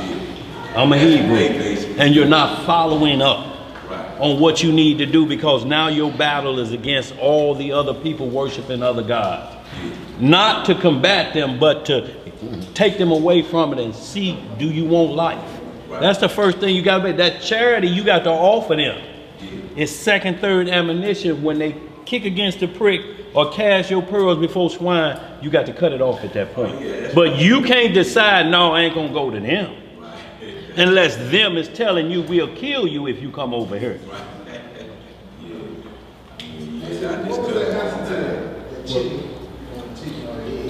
The chicken. Yeah. I always thought like they left out the male chicken. Rooster. Right. What is the equation? That's all I always like, don't put the woman in the child, you never add the rooster. Absolutely. It's always one rooster in the hen house. Right. So, and that's what's called, that's the term of syncretism. Is where they try to make what you're teaching sound like it's blending of two doctrines, but it's actually what they're doing. Their doctrine actually is what's called Osiris, the mother and son doctrine only. You know, and that's what they're teaching. They're actually accusing you they're accusing you what they're teaching. They're saying that's what you doing, but you got to be sharp enough to turn them the other way, and that means you got to get in here and study. Y'all, we ain't gonna belabor this because we got a few scripts we want to hit. But go ahead, you finish that 2 Corinthians? No, we ain't even down there. Go ahead, let's get it. The book of 2 Corinthians chapter 11 verse 10. What it say? As the truth of Hamashiach is in me, no man shall stop me of this boasting in the regions of Achaia. Wherefore, because I love you not, Yah knoweth. But what I do, that I will do, that I may cut off occasion from them which desire occasion, that wherein they glory, they may be found even as we. That's right. For such are false apostles, deceitful workers, transforming themselves into the apostles of Hamashiach. See, transforming themselves. Y'all, we see it all day. It's a lot of Hebrew camps out here, y'all. They transform the outer cup. It's the only way they can transform, because when you deny the Messiah, you can't transform from the inside. So you go to the outer cup. You go to Hobby Lobby and you get bands and studs, and you wear hip-waisted boots, and you put general stripes on her. That's transforming to a false apostle. You using the Messiah's name, but your old outer cup. Well, y'all done read that in here. That's our dress. Yes, and then a big hexagram this big on her, on your chest. You full of the dark side, and you're saying we're preaching Christ. No, you ain't. Hey, that one boy got a door knocker on his forehead. A door knocker. I'm talking a literal we used to like on the monster, something. He got it on his hat. Just more and more things to try to make you think. We transform into angels of light. You're transformed into superheroes, wannabes. Go ahead, bro. Verse 14. Right. And no marvel, for Satan himself is transformed into an angel of light. So it's saying if you see these things, don't even trip off of that, because Satan come in that way. Satan can't come eternally to help you out. He comes at more than that. He comes as what you really lusting after and want. When you watch the show Lucifer, he look him right in the eye. Come on, tell me what is you really want. He could be there with a pistol like this to really kill him. He just look him right in the eye. What do you really want? Well, I always wanted to be a Boy Scout leader. He get them to tell the intent of their heart because he's playing the father. And then when they snap out of it, what I just say? Oh, nothing, and he scurry on off. But he don't look like horns and pitchforks. He come unaware where you least expect it. Go ahead, bro. Verse 15. Therefore, it is no great thing if his ministers also be transformed as ministers of righteousness. As ministers of what? Of righteousness. Whose end shall be according to their works. You can hold that. So, y'all, we're going to back this up with the book of Jasher as watching Satan come as an imitator. Look, y'all, when he fell, he was never knocked out of his angelic form. So he wasn't knocked to look like the boogeyman, because if he came here, you'll run off. You'll see him coming if he came like this every time. He's transforming himself into what you like, who you like, and he's going to agree with your unbalancing of weighing law. Right. He's going to go on the side that you tilt to my favor. Yeah, that nigga don't know what he talking about. I'm with you, dog. Tell him up front how you feel. That's what he want to do. That's what he get. If you watch that New Edition show, and some of y'all may not watch the scene where Bobby Brown wanted to get the water hole, Suge Knight right there pumping that. What we gonna do? What we gonna do? And he grabbed the water hole. This is how he in your ear. Let's create turmoil. Let's destroy everything around us, everything as little boys we've been working. Let's kill it right here tonight in front of the whole world. Watching. Y'all, that's what we got to be. This is how Satan come. And if we keep thinking it's going to be a white man, you sadly mistaken. Who was Judas Iscariot? Straight up. Who killed the prophets? Shalom, y'all. Shalom, family. Who killed the prophets? We did. So y'all, we got to be watching the deception that's coming. We keep looking over here and the deception is right here. Unless you learn brotherly love, the deception will always be over here. You're not focusing on the task at hand. Then look over there. Let's get some more. Where we at? Where you want to go in that Jasher? Oh, let's get Jasher chapter 23. You got it up. Can you increase it? Hit that plus a little bit. Yo, this is out of the book of Jasher. We got up on the board this time, and y'all just read along with us. And what we're going to do is see, it's going to get into more detail of when Abraham went to sacrifice Isaac. Now, before, when you read in Genesis, you'll see how his mother Sarah was giving him something to eat, and you know how a mother know her son going, she hugging him, don't want to let him go. You know, she's scared this the last time she gonna see him, y'all. So we always been mama's boys, so to speak. You know, it's, you know, boys that love their mama, but they ain't to the point that where mama just rule everything. He had to go. He had to tell her, she like, you be safe.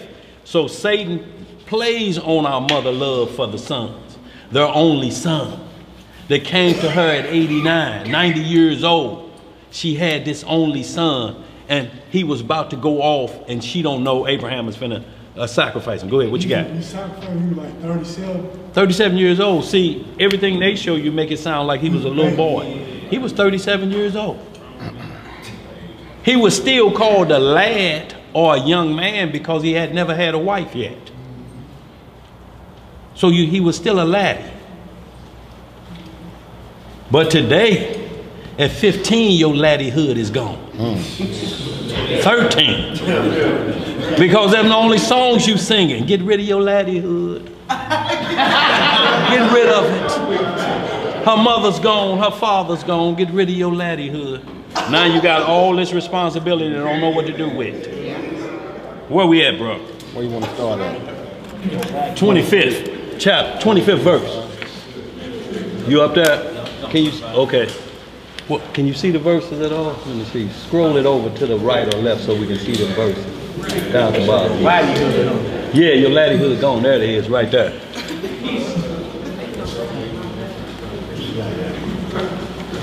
We're reading in the book of Jasher, chapter 23, verse 25. Y'all look at the board if y'all don't have it. Y'all, these is on Amazon, just like you order all the other stuff you like. Beauty supplies and mustache oil. These online. You have them shipped right to your door. Get your pretty boy look on with this. Yeah, go ahead, bro. Yeah. The book of Jasher, chapter 23, verse 25. What'd it say? And whilst Abraham was proceeding with his son Isaac along the road, Satan came and appeared to Abraham in the figure of a very aged man. Right. Humble and contrite and of contrite spirit. So he tried to present himself just like Abraham. An old man, humble and contrite. That's what he was trying to mirror, that trick him off his game. I got to come like he is. See, notice he didn't come no different way. Go ahead, bro. And he approached Abraham and said to him, Art thou silly or brutish, that thou goest to do this thing this day to thine only son? For Yah gave thee a son in thy latter days, and in thy old age. And wilt thou go and slaughter him this day because he committed no violence? And wilt thou cause the soul of thine only son to perish from the earth? You see how he trying to run that game in his ear? To change, to take him from going and do this? He's trying to, that second mind doctrine, trying to get him off his game. He running the same thing Satan ran to the Messiah in Matthew 4th chapter. Oh, the scriptures say this. See, he'll sound like he concerned about his well-being.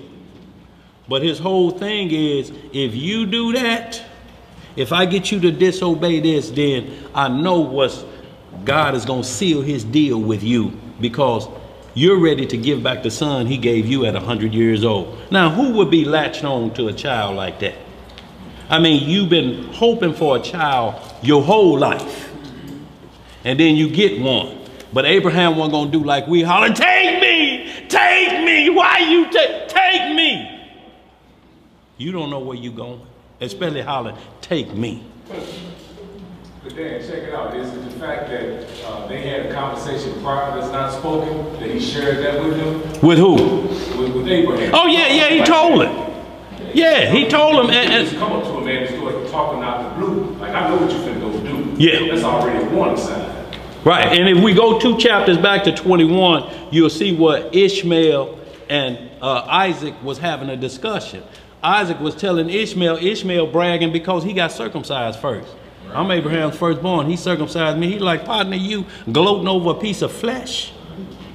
If my father told me right now he'll sacrifice me for the Lord's sake, I will go willingly. That's in the 21st chapter right at the end if you go back a couple. So Satan heard that. See, he hears everything because he right around her. So he hear all our lusts and our cravings and our secrets, because we like to whisper. But he got ears like Doppler radar. Did you hear what he just said? Oh, so that's what he like. Get Massa King. No, the one with the big rear end. That's what he said he liked. Yeah, send him over there right now. There you go. You think whispers ain't heard? Whispers are heard in your dreams. Go ahead, bro. Where we at? We're in verse 27. Dost thou not know and understand that this thing cannot be from the Most High? For the Most High cannot do unto man such evil upon earth to say to him, go slaughter thy child. And Abraham heard this and knew that it was of the word of Satan. Who he knew it was? Was the word of Satan, who endeavored to draw him aside from the way of the Most High. But Abraham would not hearken to the voice of Satan. And Abraham rebuked him so that he went away. What'd he do? He rebuked him. See how simple that was? Get out of here with that. It's as simple as that, y'all. But they got us so scared of demon movies that you dare not say that to a demon. You fear going in. You already shaking like a stripper before you even get there. You scared of a demon. That's what they looking for. The Messiah wasn't scared. He walked right up on the demon. Let him go right now. They come out of him. You here to torment us before the time? Right. He like, no. Yeah, y'all know when the time. There's a herd of swine over there. Go jump in them and get away from around there. But turn this boy loose. And they did. Y'all, these are the power and miracles that people are trying to make us think is Hollywood or fiction. But ain't nobody else on this planet talked about doing miracles like that.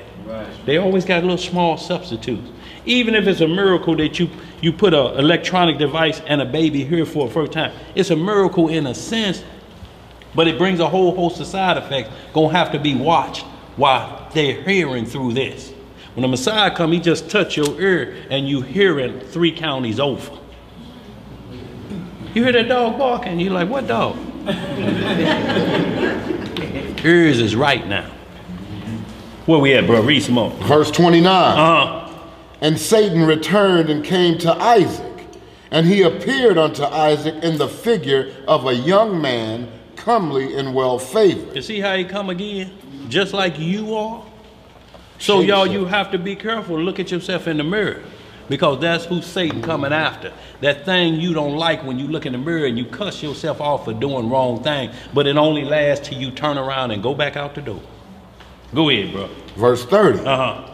And he approached Isaac and said unto him, dost thou not know and understand that thy old silly father bringeth thee to the slaughter this day for naught? He like, how stupid are you?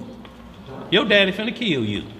And you ain't got a clue. But he ain't got a clue of verse chapter 21. He knows about it, but he don't know Isaac know he heard or that he was around. Isaac don't care if you heard it. I said what I meant. If you heard that in chapter 21, I said what I meant. Let's read some more. Now therefore, my son, do not listen nor attend to him, for he is a silly old man. And let not thy precious soul and beautiful figure be lost from the earth.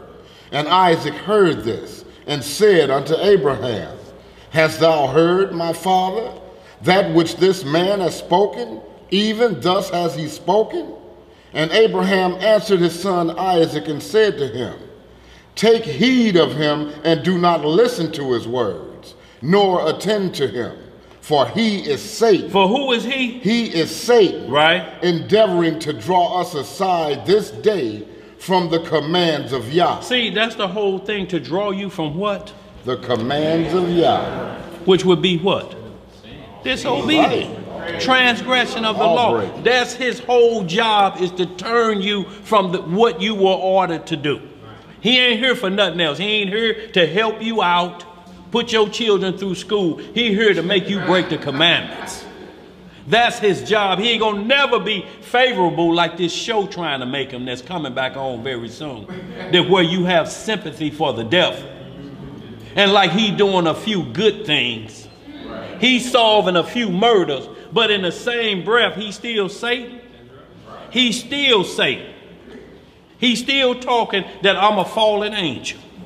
Go ahead, bro. Hey, that's wild. So no matter how good he looking, right? You feel me? How good he smelling, right? No matter how innocent he may look, or how soft he may be speaking, right. If his message is deviate from what God commanded you, that's the devil. That's right. No matter how he looking, no matter what his skin look like, don't matter. If his message is get off the path of what the Lord commanded you, that's the devil whispering at you. It may be some of your loved ones, it may be your spouse, whoever. If it's to deviate off the path, that's the devil sniffing that person right That's there. Who it is. Period. That's the only way you can't fall off. You just focus on that. I gotta finish what God commanded me to do. I got to finish. Anybody come whispering, smelling good, looking like the woman of your dreams, fellas, whatever. But if it's like, look, get off that path. God really don't mean that. Loosen up a little bit. Right, right. Loosen up. You're too hard. What they say, loosen up. Loosen up a little taste. Yeah. You feel me? And you look up and then you deviate. Yeah. The story we read 1 Kings 13 a couple weeks ago. That was, I'm talking about monumental. That was major because he almost finished his course. Yeah. Yep. He was done. All he had to do was finish until somebody else popped up and said, hey, I'm a prophet too. Right, right. God told me to tell you. Right. Now you can come on. Right. You feel me? He should have been like, nah, partner, I ain't get that memo. Right. Now I gotta Keep keep it moving. moving. He said he let his guards down. And while he was sitting at the table, the false prophet, the Lord prophesied through the false prophet mouth. He said, boy, you're gonna die for that. Yep. You gonna Lion die is for going to eat you because you deviated off course. Yeah. He finished eating, he jumped on his little saddle, and you know, when they found him, they found his corpse eaten by a lion. Because he deviated off path. So it don't matter how smooth they look, how good they smell. You feel me? Women could be the men of your dreams. Yeah. Huh? Looking like whatever man y'all lust after today. Fellas, it could be the woman of your dreams. Woman you lusting after. Right. If the core message is, oh, God really ain't mean that. Deviate a little bit, loosen up. Right. If that's the message, that's the devil talking to you. That's right. And look, Abraham wasn't in his feelings. He had enough spiritual understanding and faith to know, look, son, that's the devil.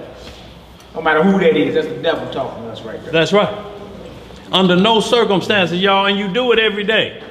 If you're a single man and you see a woman and first thing you do, you're in a restaurant, she all in pork, shrimp, jeans cutting up between, but you like what you see. You done overlooked all of this work that I got to do right here. And here your game starting on this. Your game right there. And you done overlooked all this work right here. You did, because they're telling you up front. I eat pork, and what my auntie got me for Christmas, you ain't believe. You ain't focused on none of that. I'll deal with that later. I can get out of that later. No, you can't. No, you can't. You gonna be doing that. You gonna have Rudolph nose on and reindeer ears and hoping your brothers don't see you looking out the window. Antlers on, yeah, that's what I mean. In Hebrews to put you on Facebook. Right, what you got, bro? So, the devil spirit, right? Can jump into any one of us at any time if we don't stay here. I mean, it's all time what I'm saying, but that means I gotta stay here. Me, individual, I need to stay here. You have to. Because look, it's certain individuals that Satan dealt with personally. He dealt with Judas Iscariot personally. He told the demons, no, I got him. I got him.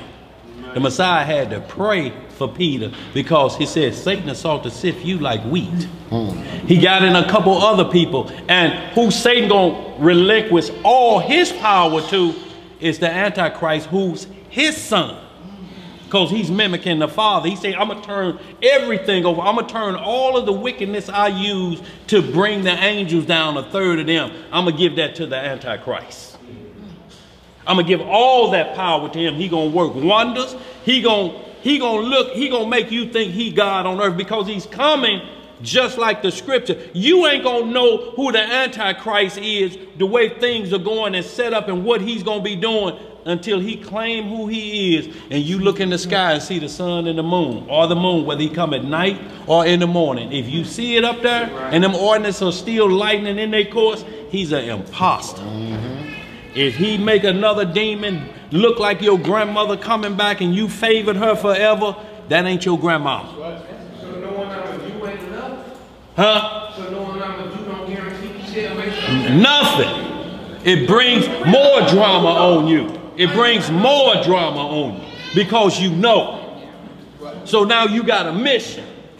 Beforehand, you ain't got no mission. You just collateral damage. He just using you as money for the retail stores. You got a mark from Satan. You on the hit list. Let's read some more, y'all, because we got to get caught up. Ain't got enough about 45 minutes. Go ahead. We're in verse 34. What it say? No, I want you to go ahead and jump down. We finished that. We see the course that Abraham told Isaac. Don't listen to that. Let's get down to verse 79 because it matches up with Genesis, y'all, where Sarah died under the same distress of her only boy was dead. And y'all, mothers could understand this. This my only child. This my only son died this way, and especially under the condition that she had him at. 90 years old? Let's read some more. 79th verse. We're in verse 79. Hold on, let me see. What did I say first? 70, I want to get right where Satan came. No. 71 or 72? 76 what I want. Verse 76, y'all pull it up on there, 76. Y'all, now he's at Sarah. He tried it with Abraham and Isaac and couldn't move him. So he came to the woman now. That same thing he did in the garden. He couldn't move Abraham, he couldn't move Adam. So next he go to the woman. That's his pattern, y'all. That's how he go. That's why the household have to be solid. If you ain't teaching nothing in your household, but you listen to me, get in there and cook something, shut the hell up. Satan gonna have mastery over you. What I tell you, cook what I ask. And you know the only thing is gonna be, you're gonna have to put the whoopee fingers on it. That's the only way you're gonna get him, and threaten to cut his throat, which gonna have you what? In the penitentiary for the rest of your life. Where we at? We're at verse 76. What it say? What's up, babe? Voice be heard. Right. Speaking in them baby tongues. Huh? Mama know what she said. You see, it's quiet now, don't you? She was saying, give me my pop. And she gave it to her. She heard what she was saying.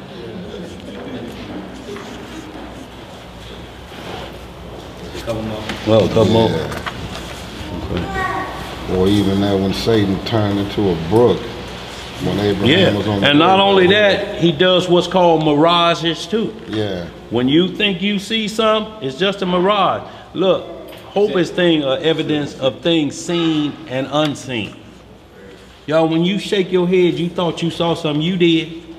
It's like crazy people. When you unlock that pineal gland, and most people unlock it with drugs. Right now, they're unlocking it with us with Flocka, which is so dangerous. It's the $5 death high. Everybody that's on it running naked with supernatural strength. Running into traffic, turning over cars, battling with 20 police. Or you're gonna invent something super wicked like Albert Einstein and the inventor of these phones, all of them took LSD. All of the Apple people, all of the Microsoft people, all of them tell you we hit a tab of acid. It took them into another realm. And they looking around and they seeing everything. And then they come back, when they shake out of it, they put it together. The only one that even thought about helping with a supernatural vision from their lineage was Tesla. He was gonna do wireless, he had wireless lighting back in the 20s. Or whenever he was around, that he wanted to light up everybody for free off of the energy of the world. They told him, oh, hell no. Is you crazy? We got to charge them for this. It ain't the kingdom yet. We need to make them tributary. What you got that just go, what we can threaten to cut it off, put them in the dark. What you got for that? He said, I ain't got nothing for that. They took his patent, took everything from him. Edison and Westinghouse and General Electric took his ideas, and that's who charging us now. They didn't want it to just enlighten. They got a golf ball size of energy like this. They say it'll light 2 billion homes for a month. This much energy, but they're not gonna release it. But you're gonna know when we move to it, when gas is back to it was when I started driving, 45 cents a gallon. Long time ago. Yeah. Huh? Tesla. Was it Nikola Tesla? Yeah. They got a car called Tesla. It's a super expensive car now. I heard electric car that they charging what, 200,000-300,000 for? Who gonna afford it? But drive by itself, yeah. Yeah, yes sir. Go ahead. I was so busy to go out and see a movie about Tesla that Hugh Jackman was in, and Tesla showed him how to move a person from one place to the next. Yeah. Without being, so he was remaking the person. Oh no, that's how he was magic world. But Tesla was a real person. Oh yeah, no doubt about it. But he wanted to do right by, and they told him, no, you can't do right in this kingdom. No, we need to control people. You can't control, and this is what happens in Sunday doctrine. If we tell you that you can give tithes on your own, we're gonna lose y'all. So they threaten you. Will a man rob God? Ain't that in the Old Testament that you told me was done away with, and you scaring me with it? But because you don't know the difference between Old and New Testament, you scared. I don't want to rob God. Give me my purse over there. Mama, with this envelope that say our rent money, the last of it, so we don't get put out, give them that envelope. Yeah, baby, God will bless us. That's what the pastor say. And then you sitting on the front, sitting on a suitcase, waiting for somebody to pull up in a truck. And when you take the first load to wherever you got it, the vultures is waiting. And when you come back, the rest of your stuff is like pickings. And the neighbor ain't seen nothing. You didn't see who got my wash and dry? No, dog. No, dog, ain't seen nothing. Man, they must have got it when I was talking to my cousin Earl. Earl, did you see anything? No, dog. And you like you black mother. Go ahead, where we at, bro? You got 76? Oh, sorry. Because tithing is once a year or every other year. Upon your increase. Right, annually. That's the key, upon your increase. But a lot of Israelites was trying to get out of having an increase. That's why he put a 3-year mark on it. If you got Earl's Chicken Shack and oil change, after 3 years, if it ain't making no profit for you to give, you got to come up with something else. You can't keep getting a tax refund or bail out because you ain't producing nothing. So if you make shoes, you got to make the shoes that where you gonna give a percentage, but it has to be upon your increase. If you have no increase, you can't give because it's gonna tear your house up. Yo, we can't live down here. Ain't no beds or cots down here, ain't no private rooms, and we ain't showing it to nobody. We pay amount, and when we done, we up. Until we get our own, and when we get our own, it's gonna be the same thing. You can't live in there. You got to be where you're at. That has to be taken care of first. Everything has to be taken care of first. So this is not begrudging to you.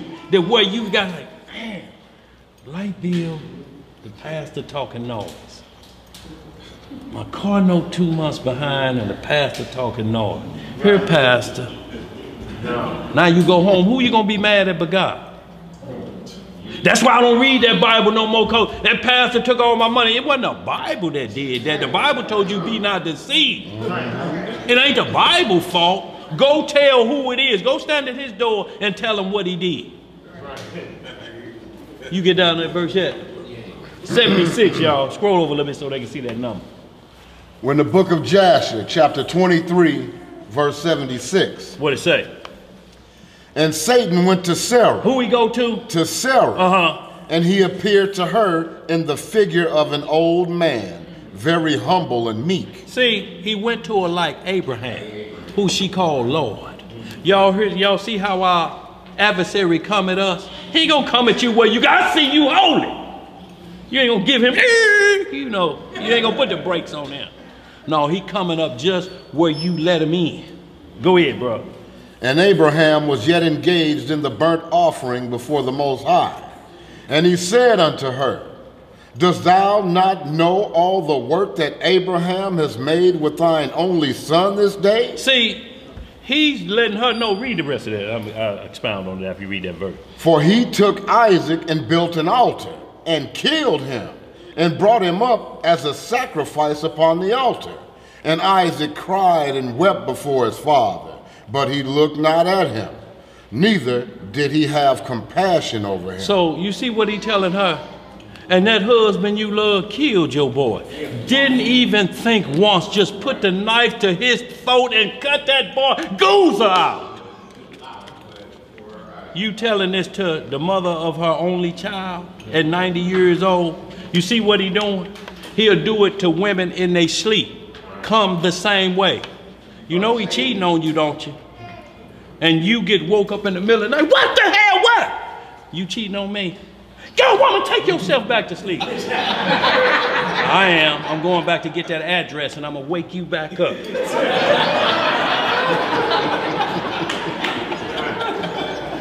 You're like, you got to be crazy. Not you in my dreams. No, he in her dreams. Go ahead, bro. Where we at? Verse 78. And Satan repeated these words, and he went away from her. And Sarah heard all the words of Satan. And she imagined him to be an old man from amongst the sons of men who had been with her son, and had come and told her these things. Now, what's the difference between Abraham and Isaac and how Sarah responded? She fed into it. She fed into it. Not once did she say, get out of here. Get away from her. He got on that emotional side. He knew what he was doing. Pulled her into the trap. Your boy did. Not once did she say, you know what, the Lord gave me that boy at 89, 90 years old. I know I wasn't going to have no children. If Abraham is doing that, then it is what it is, devil. Get out of here. And he'd have left, but he got on that side. Because when you read earlier, you'll see how she didn't want to let him go. She giving him everything. And take this with you. Hold on, baby. Hold on, baby. You may get cold out there. Take this with you. Now call me when you get there. Don't make sure you call me when you get there. And I was like, hold on, mama. We going to do work of the Lord. Read some more, bro. Verse 79. What it say?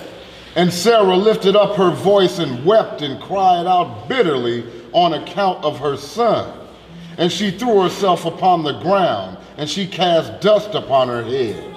And she said, O my son, Isaac, my son, oh, that I had this day died instead of thee. See, ain't that? Take me, Lord, take me. She's 127 at this time.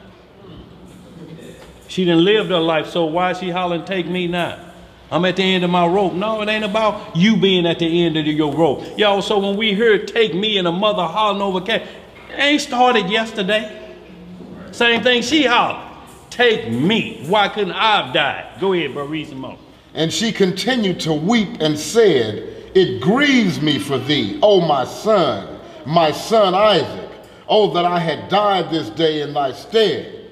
And she still continued to weep and said, it grieves me for thee, after that I had reared thee and have brought thee up. Now my joy is turned into mourning over thee. I that had a longing for thee, and cried and prayed to Yah till I bare thee at 90 years old. What she say, 90 years old? Oh, go ahead. And now hast thou served this day for the knife and the fire to be made an offering. But I console myself with thee, my son, in its being the word of the Most High, for thou didst perform the command of thy Elohim. For who can transgress the word of our Elohim, in whose hands is the soul of every living creature? So now she coming back when she know the power is completely gone out of her hands. Now she acknowledging the Lord. But this wasn't new with Sarah. Sarah laughed when the angel told her, you're going to have a son in 9 6. A son at 90.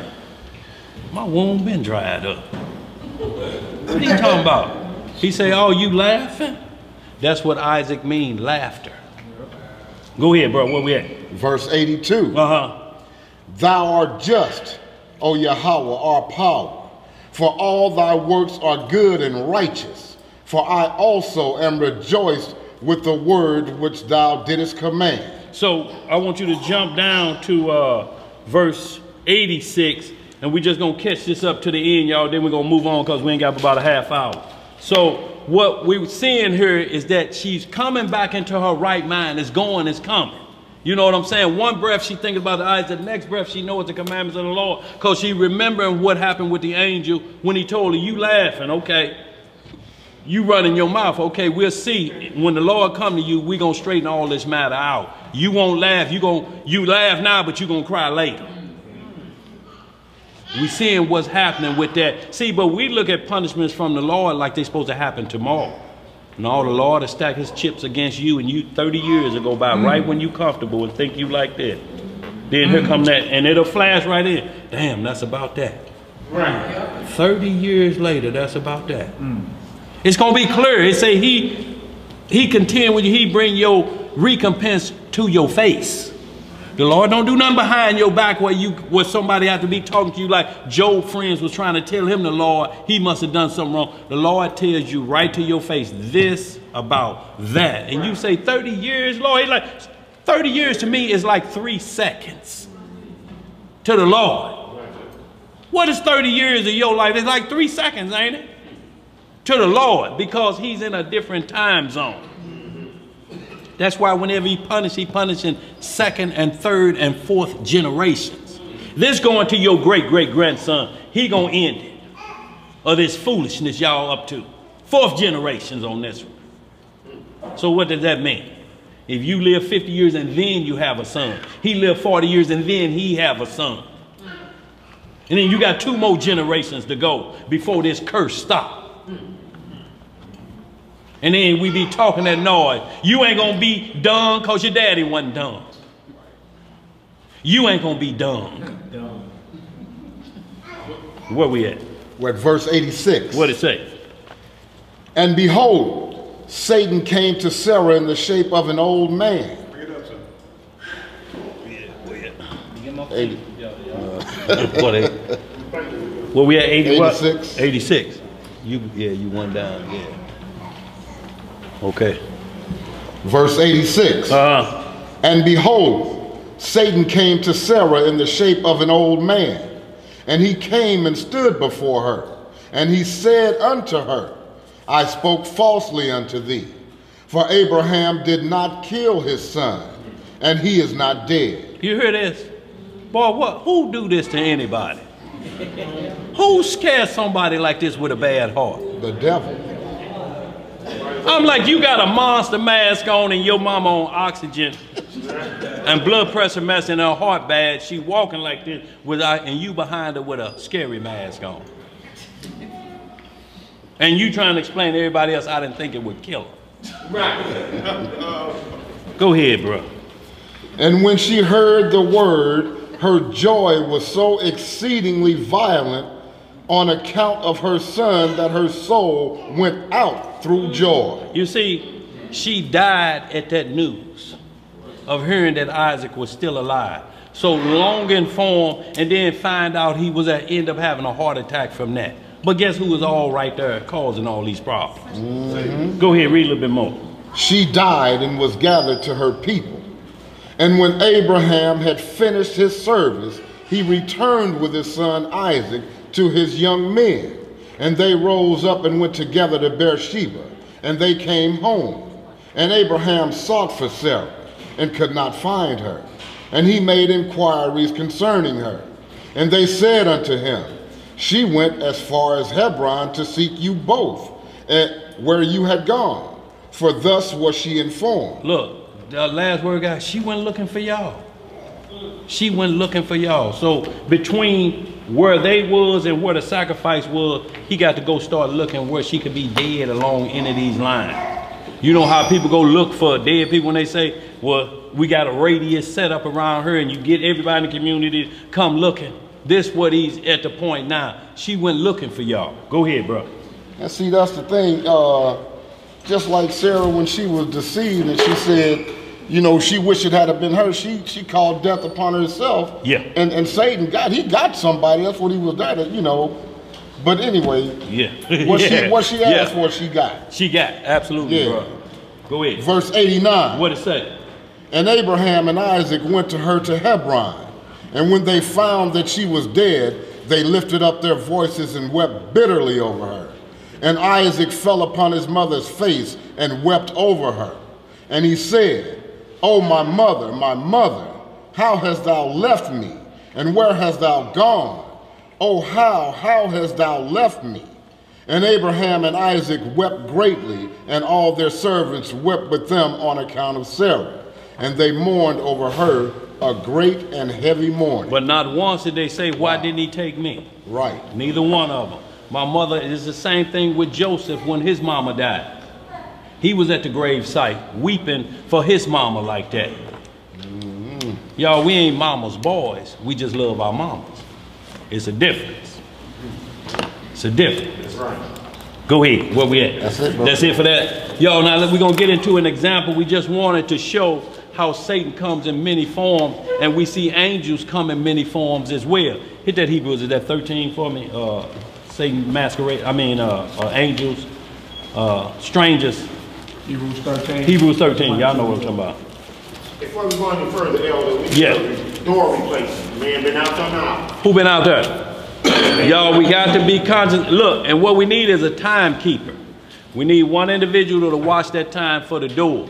If y'all ain't never experienced watching the door, it's your turn now. Y'all, and the reason being, we can't let nobody on this floor. We're responsible. We got shake artists out there and thieves who waiting to get in and get out there and wait till everybody leave, then they gonna appear. And they're going to rob whatever they can out of there, and that's our responsibility. So what we have is an hour rotation at the door. You ain't going to miss none of the class. Because, hey, y'all been out there? Y'all come back from out there. Somebody else go, who ain't been out there? Get in on that. You a visitor. Don't worry about it. You a visitor, Johnny. You a visitor. We talking about our regulars. No, come on, y'all come back. We got regulars in here. Yeah, Benai go out there. We got regulars in here. You ain't got to be two, it's one. Y'all just get the next one. This probably be the last one. But y'all, we got to get it. It's a monitor out there. Y'all, this is something we got to do as a body. We shouldn't have to do this consistently. All we need is somebody that's agreeing to be the timekeeper. Mark your time, who's down there, whoever decide to do it. We're going to say, we need a timekeeper. You raise your hand, you keep that time mark. Every hour we go relieve them of that door and they come back. Yes, sir. Yes, sir.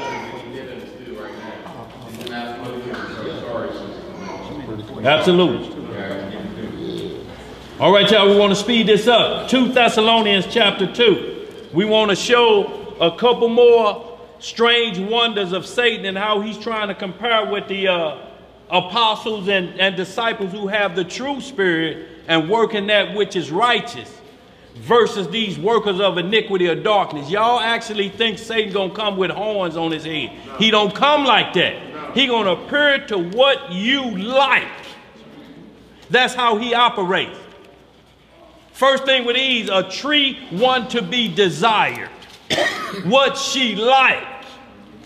He transformed himself to look like a stout Adam, ready to get busy with the commandment, be fruitful and multiply. And she desired. And she said, and the Lord asked her, what you do? She told him, that serpent beguiled me. He tricked me. He tricked me. Beguile, to seduce. To seduce or trick. Beguile. To seduce or trick out of your virginhood. What you got? He could come at what? Oh yeah. He could come anything. He'll send demons in your sleep. That's the whole thing. Whatever you dreaming about, if it's bad enough, it's going to wake you up out of your sleep. And it's going to be on your mind all day. It's going to change the countenance on your face where somebody going to see it. It say a bad spirit changes the countenance of a man. Either you going to have a countenance of fire and an aura around you that somebody said it like, man, the Lord on you today. You can see that as well. People see auras around certain people's head. And they can see the Lord with that person. Or you can see turmoil. And people don't want to go back to sleep. When you're going to go back to sleep, you can't keep the Sabbath. Because Sabbath is not so much about not working, it's about resting. If you can't rest, ain't nothing else going to work. Disease set in. The body has the heart can't pump non-stop 24 hours a day, running full capacity. You gonna break down just like a car. Now, if they got a rest stop for a car, what you think about you? You'll pull over with that car. Now I gotta let Betsy cool off a minute. She seemed a little hot. I'm gonna pull over, baby. You patting on the dashboard. Right. And then you won't rest when you pull over. And now here you is like this in Betsy, 2 miles from your destination. Because that's when you get to sleepiest. Because you start to relax. I know this way home blindfolded. So you think till they find you the next morning, crumpled up, 2 blocks from home. Where we at? Let's get right to it, y'all. 2 Thessalonians chapter 2. Where y'all starting? Verse 1. Y'all, and then once we hit this, because I want you to see the power that Satan's going to give the Antichrist, and then we want to get into Balaam. And we're going to close out with that, y'all. This was a very wicked prophet individual that the Most High at one time had used, but he was so heavy into witchcraft, it was unbelievable. And make sure y'all hit that in Acts 8.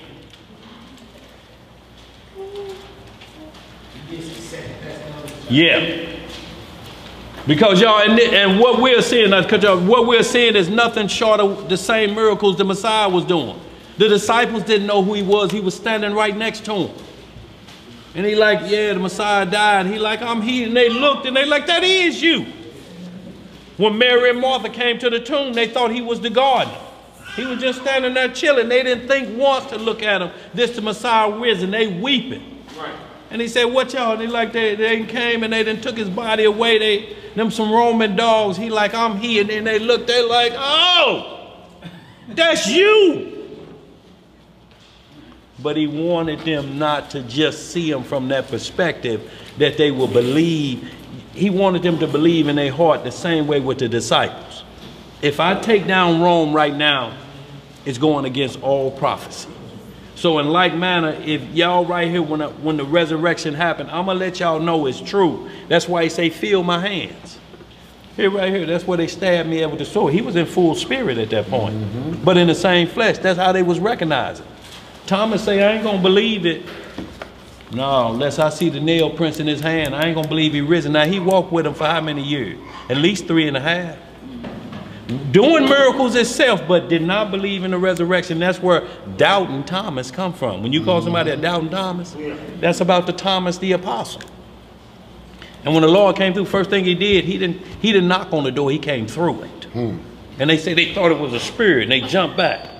He say, it's me, Thomas. And Thomas, he looking like, that is him. I hear you want to see my hands and my feet and my side. And he weeping uncontrollably.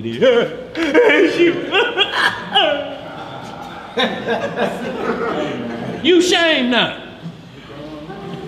Where we at, bro? 1 Thessalonians chapter 2, verse 1. I'm sorry, I'm on second, my bad. They sharp up in here. 2 Thessalonians chapter 2, verse 1. What it say? Now we beseech you, brethren, by the coming of our Lord Jesus Christ, and by our gathering together unto him, that ye be not soon shaken in mind, or be troubled, neither by spirit, nor by word, nor by letter, as from us, as that the day of Christ is at hand. Is at what? Is at hand. So we see that they're giving out the message about the be not deceived again. The word is be not deceived. See how he's putting it on you? He's not putting it on you to go to nobody else. He's telling every individual, be not deceived, because he coming. You already had examples of him working. You had your brothers trying to portray that they was the Messiah. So you getting full knowledge of how he's coming. Iniquity doth already work. So it ain't like it's going to catch you by surprise. You see people claiming they the Messiah and the sun and the moon still up. How is this going to catch you by surprise? Unless you want it so bad you ready to believe a lie. Let's read what it say. Let no man deceive you. Let no man do what? Deceive you. By any means. By what means? By any means. Any means, y'all. That means any means. We just had a perfect example of means about a son. He's transforming. He's going to play on your most wicked and vulnerable, I should say, lesser power of spirit, so to speak. He's coming after that point that needs to manifest. That part that needs to grow. You may be stagnant. You may be holding back on that. Don't want it to prosper like it should because you may have to do a certain walk. Well, he's coming for that weak point. He don't come no other way. Water finds the weak point and comes in. Starts with a little bit of crack that you should have sealed long time ago. Now you running with a bucket of epoxy. Too late. No instructions on that bottle say it stops a hole big as a manhole cover. You can't plug it up with that. Too late. Go ahead, bro. Let no man deceive you by any means, for that day shall not come, except there come a falling away first. Except there come a what first? A falling away. So y'all, there has to be a great falling away first before we see the Antichrist. A great falling away. And what that means is everybody dropping off. Dropping off like flies. People taking the mark of the beast. Everything is happening. It's at a fever pitch. Nothing seems the same anymore. What you got, bro? We could be at the beginning of it. What we're doing is we're seeing signs that is happening. One of the signs was same-sex marriage. It said men will be given in marriage and given in marriage. So what side do you sit on for the bride and the groom and two men walking down the aisle? How you gonna look like you on the bride side? What that make you look like? That means you done accepted Earl as a bride. You know what the honeymoon gonna be? Huh? It's still gonna be a honeymoon. Where we at? And that man of sin. And that man of who? Sin. Be revealed.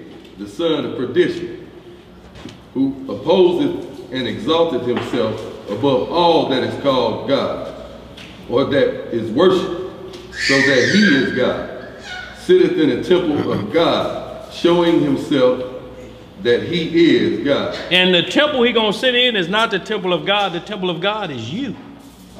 He's sitting in you, showing himself that he is God. You now promoting this. The Messiah back. You know this a lie. Just like that boy Warren Brown, who knew that Benjamin Carter wasn't the Messiah. He said, he prophesied before all of them. In 7 years, we will take control of Jerusalem. 7 years and a day came by, he should have been dead. But he kept living and he come up with another lie. Well, you know, I first have to establish myself as a father like Abraham and like George Washington, the father of America. And you believe another lie for 7 more years. And then when it's time for you to be promoted, he picked somebody else. Now you mad and ready to tell on him. We got all the letters, y'all. He on video out there crying to the Muslims. Crying to the Muslims about what Benjamin Carter did. Somebody, he's an ambassador to black folk. I'm black. I've been chosen to be black folk ambassador. Man. But see, this because you wanted to believe that lie. Once 7 years should have stopped, he shouldn't have had no respect of persons at that point. You's a liar. But he had been part of the lie earlier when they was going over there on stolen passports, fictitious credit cards. Your name ain't Rufus Merriweather. What is you doing with that credit card with your picture on it? They snuck over there. And then they say, well, we did like Jacob tricked Esau, so we tricking Esau. Well, there's a part 2 to that. Jacob got tricked for 20 years. Yeah, at least tell the people, nah, Esau gonna get us back, y'all, probably minimum 20 years. Who ready for that? At least give him a fair opportunity. But he masqueraded as an apostle of light, but came with a cloak of maliciousness and tricked them into believing that and been dead ever since. What you got, bro? What about that temple they was built in Jerusalem? That what? The temple they was built in Jerusalem. The temple that they supposed to build now. Supposed to push it underground. That's waiting to meet. That'll be a great wonder if it did just shoot up from underground. They can do it. We know they got holograms and different things to put it on satellite and make it look like it's really happening, or make it. I believe they're gonna make it descend down on a hologram and then hit the button on the one simultaneously. Pop, there it is. Because it has to be like what you're reading. It has to be coming down. But that don't happen to after tribulation. I mean, that don't even happen to after the kingdom. Go ahead. After the millennial period. Go ahead. My cousin's coming out of the Navy because they're forcing all of the officers to get the RFID chip. What's happening now? They're forcing all of the officers to get RFID chips. Where is this at? In the Navy right now. He's Oh, coming yeah. out of the Navy because they're trying to force him to do that. Hey, I felt it. Yeah. At first it was coming across as convenience, and that's how they're doing it still to the public. But if you're an officer, or they're trying to do it in the babies too. They're trying to instill the chip, because you won't be able to purchase the seal without it. Once the dollar drop out, that's what you'll be using. Absolutely. So y'all, we right at the door, like some people say, well, that was 100. How we know that wasn't 1,000 years ago? 1,000 years ago, you couldn't number every man, woman, and child unless they showed up. They can number everybody by satellite. They can track movements, and all they have to do is grab cell phones. They putting that into everybody's hands, so we getting everybody's name and number. And not only that, we building a profile off of you. We'll start answering the questions before you do. Google, how do I find out? How you know that? You should watch the movie The Circle. It talks about The Circle. Yeah. Yeah, I just watched that deal. I just watched that. What's it called? The Circle. The Circle. It shows you what's ready to come and how it comes across as convenience at first, but then the idea at the end. Sorry, spoiler. They try to force it, you know. And that's what happens, y'all. But it has to be, y'all. The only difference, it has to be a free will deal. You have to be broke down to the point to where you just say, here. Yeah, but it's being passed off as convenience. Yeah. Until a girl turns his back on him and says, well, look, you know, since you all the founders, we need you to be transparent. Right. We need all your emails, your private accounts, everything you've been doing. The crowd was like, yeah. And he looked over like, man, we is dope. Dang, we done tripped. Like, yeah. But they pass it off as convenient. That's convenient. Everything Yes, sir. is just convenient. It's easier for you just to look at all your Facebook friends, all your emails, just get them all up. You can leave your purse at home. You can leave your identification at home. If you have a medical emergency, all we gotta do is scan you. We can know what your problem is. Medical bracelets. Look, all of us will walk out of here like this, in hand. It's become an extension of your right or left hand. It's in your hand at all times. Groceries, everything, and this. Get halfway to work, know you on 2 points already, make a U-turn. Go back and get that phone. Then thinking of a lie the whole way to work. I tell them that I just rubbed the tire, get armor all and dirt on my hands, and I caught a damn flat on the way in, boss. You did that before, huh? Yeah.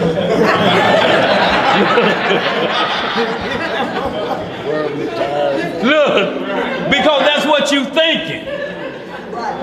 Leave the phone at home. But there's another thought. Damn, there's text messages coming through that can't be seen. I got to go back and get it. You should be ready to depart with this in a nanosecond and thrive off the spirit. A lot of times, bro, be like, man, I was just finna call you. We're going to have to start communicating that way. And the spirit going to let us know, bro, need you over there, or different things. And we just going to pull up then. We'll be like, man, I was just, yeah, I knew. I felt that. I'm here. Level of telepathy. You can call somebody before they say, I just was thinking about you. That's not a mistake. You know what I'm saying? It's called telepathy, speaking without opening your mouth. Right. You feel me? Like the whole idea of computers and everything they get from the human brain. That's right. Sending and receiving signals. You know what I'm saying? Like we been at it, we just be looking at it. Well, I don't tell nobody that I sound crazy. Right. You feel me? But how many times everybody here can call somebody and they pick the phone up and they say, I just was thinking about you. Right. How is that possible? You feel me? That ain't no phenomenon. It's just, you know, we highly spiritual beings. We just doubt ourselves on what it is. Right. And trust in these right here, y'all. We didn't trust in these 20, 30 years ago because they wasn't around. Your mama just told you check in sometime. You've been gone all day, just come back and check in. And when you didn't check in after them instructions, you can't go back out no more to next Saturday. You don't know how to come back in and check in. Where we at? Verse 5. What it says there? Remember ye not that when I was with you, when I was yet with you, I told you these things. See what the Messiah is saying? I told you already how he coming. I told you to get ready for the major deception. I told you already. And you gonna think you're gonna twist your lips on the day of judgment and say, when, Lord? You don't want him to put that back on you. Go ahead, bro. Verse 6. And know ye, and now ye know what withholdeth that he might be revealed in his time. For the mystery of iniquity does already work. So it's saying you're going to know when he's revealed in his time, but it's going to be his time. Like I say, y'all, we got to get out of this microwave generation. Every house we'll go in, there's probably 40 of us in here. 38 of these microwaves still got a number left on them where you snatch that door open before the bell rung. We can't wait. But you better wait till you see all the signs before you start pointing and saying this the Antichrist. We even had false prophets saying, who was the president before George Bush? He was going to be the last one. Then George Bush, because he was Ronald Wilson Reagan. They didn't understand the number system. It's the number of a man. Letters mean numbers. Not 6 letters in each one of his first, middle, and last name because it's Ronald Wilson Reagan, each one of them 6. That ain't the deal. So you chased after that. Now we got Bush. He the last one. He run 8 years. It's going to be Obama. It's going to be Obama. Now you got the orange pervert up in there.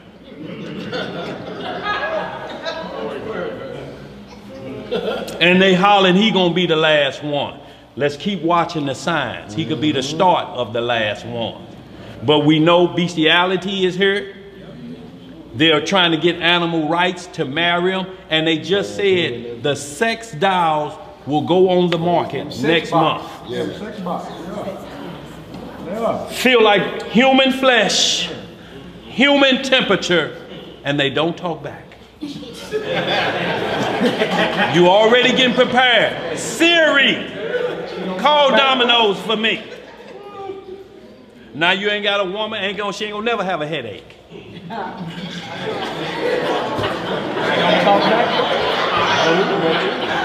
Hey! And they gon' look, when they partner with the people out there and get the model you lust after, you get the Serena Williams model. Hey, it's coming because they're mixing kinds already. They're going to allow bestiality, y'all. So we saying the parable of the fig tree is starting to happen in our lifetime. Just like the first slaves knew when them first shackles hit. Oh no, I'm at the beginning of the captivity. It's 400 years prophesied. I'm going to die a slave. I'm going to die a slave. I'm at the beginning of this.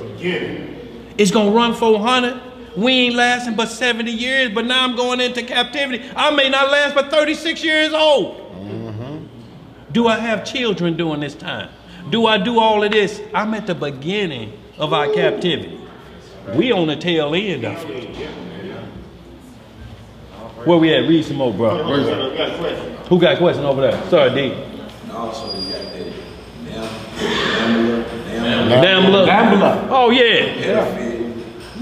North American Man Boy Love Association. Google it.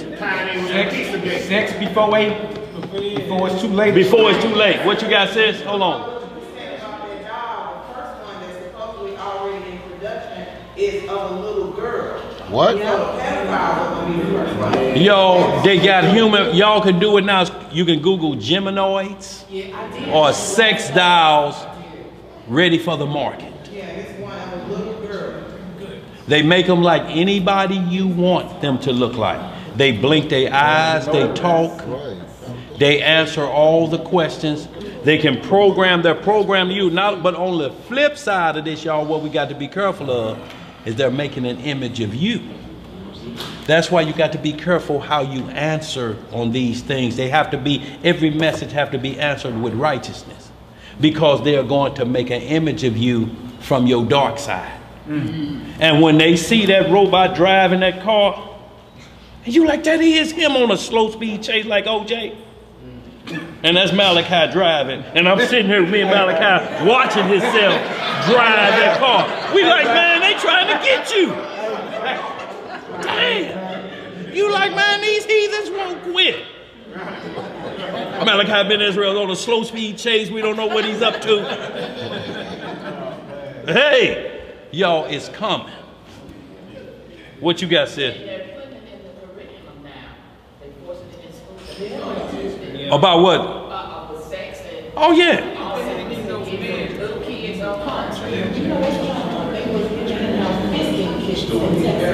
Fisting kids.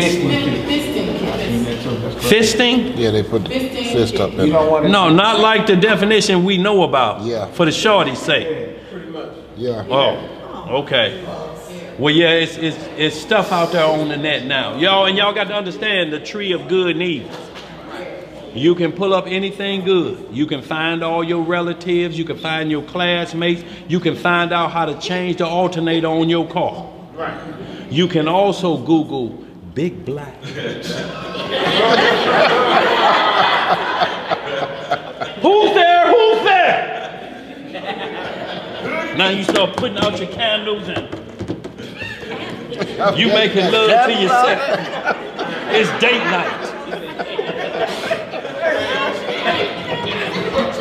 Who's there? Oh, I ain't doing nothing, man. Just chilling. Chilling out. Hey, you say men shall become lovers of themselves. Wow. It's date night. Where we at? Verse 7. What it say? For the mystery of iniquity doth already work. Right. Only he who now letteth will let, until he be taken out of the way. So it says the Messiah is only going to let him run his course till his course is over. And to run his course, it's got to get all of the people that wants to believe a lie out of the way. Because you want to believe that lie. You know this ain't the Messiah. You know it. But you want to deny the Messiah that walked this earth 2,000 years so bad you ready to accept anybody. And that's in our history, because the Pharisees and Sadducees told even Pilate, we'll go tell Caesar on you. Caesar our king. We don't want that king of miracles. We don't want him. He messing with our money and our deception. Now, do you want us to go tell Caesar you pumping another king? He like, I wash my hands of this. You Negroes crazy. You Negroes is lunatics. And then they holler, give us Barabbas. Barabbas would slay a Roman, unjustly though, too. See him walking with his family, cut their head off, anything. He was locked up for that. When they turned him loose, every Barabbas they showed those boys looking like he out of control. Wild, he come out of there, frogging at the mouth and clapping, and they clapping for him. And the Messiah right there chained up. He come down there, they patting him on the back. Yeah, dog. This old king over here talking this noise, dog. You see, we got you out of jail. He ain't doing nothing. Because every year they had to let somebody go. Instead of them saying, let the Messiah go, they say, give us him. Where we at? Verse 8. What it say? And then shall that wicked be revealed. Then shall that what? Wicked be revealed. Whom the Lord shall consume with the spirit of his mouth. See, the Lord is going to destroy him soon as everybody realizes this is the Antichrist. So your judgment is going to be sealed at that point. Whatever you was thinking before the Lord destroyed him, because you're going to see the true law. The sun going to get knocked out. It's going to go into full eclipse on planet Earth. Like every mountain going to be shaking. Everything going to be thundering. If you scared of these little bangers we got now and you start gathering up the dominoes, you ain't seen nothing yet.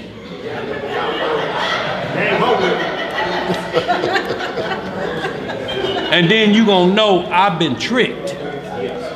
Where we at? And he shall destroy with the brightness of his coming. Even him whose coming is after the work of Satan, with all power and signs of lying wonders. So he said he's going to destroy him that comes after the works of Satan, with all power and lying wonders. Yeah, lying wonders is first you have to believe the lie for it to become a wonder. Because you going to help it out. It's like when you go to a soothsayer, you help them out. Your Uncle Billy? No? Oh, okay. How about Uncle Robert? No. Junebug. Yeah, that's it. I got Uncle Junebug. You want to hear that lie. Yeah, your Uncle Junebug, did Uncle Junebug die of yeah, he had cancer. So now they just feeding off of you because you feeding them information. They ain't doing no real work. You feeding them because you want to believe a lie. And you just sitting here with that $40 just waiting for some more information. Now come back in 2 weeks and I'll tell you what Uncle Junior is doing up in heaven then. He's got a word for you. Where we at, bro? Verse 10. What it say? With all deceivableness of unrighteousness. Of what? Of unrighteousness. Y'all, all deceivableness of unrighteousness. This means every law that's on the book, he got something against it. Right. Y'all think it's a coincidence they chose the rainbow as their flag, the homosexual pride? The rainbow covered the altar of the Most High. That's right. It's above his throne. It's what he gave the covenant with Noah, the rainbow. And they got it. So now you get scared. You see anything with a rainbow, you throw it away. I don't want to be looking like I'm no fan. So now it got you scared of what you gonna see every time it's storm. And every time you storm, that rainbow come out to let you know, I'm not gonna destroy it with flood. It's gonna be fire. Just like I said, that's still a sign to this day. And they decide that they're gonna stick it in their back pocket, wrap it around men, and they walking boys on dog chains in Jerusalem on their knees. This in the Holy Land. Yeah. Where we at, bro? And with all deceivableness of unrighteousness in them that perish, because they receive not the love of the truth, that they might be saved. And for this cause, Yahweh shall send them strong delusion, that they should believe a lie. Who gonna send it? Yahweh.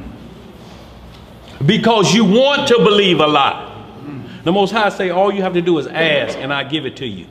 Everything that's in this book ain't no return policy. You ask, you keep asking for something you know you don't need, he gonna give it to you. He don't waste nothing. Those demonic spirits left over from the flood, and it's saying they will be after the flood. Here on earth, the giants died, but their spirits are still out here. And the Most High say, well, I'll use them to torment wicked people. Let wicked torment wicked. It tears down the whole house. So he send you them spirits, like the one jumped on Saul, and David had to play that guitar to get him off. So y'all, we see it's been supernatural. It ain't just started in the New Testament. How is David getting them spirits, driving them away with a guitar? So when we see like Raphael, and that's a lot of them out that Tobit you brought up, some will say, well, he using fish gall, and would David use a guitar? Y'all ain't saying nothing about that. What licks was he hitting on there to drive Satan clean away? That what Saul was like this with a javelin, and then that music. He's all right. Can't stand that damn baby. Sue's a savage beast. Where we at? Verse 12. What it say? That they all might be damned who believe not the truth. See, damned that believe not the truth. That's condemnation. Oh, cussing? Oh. Where you at, bro?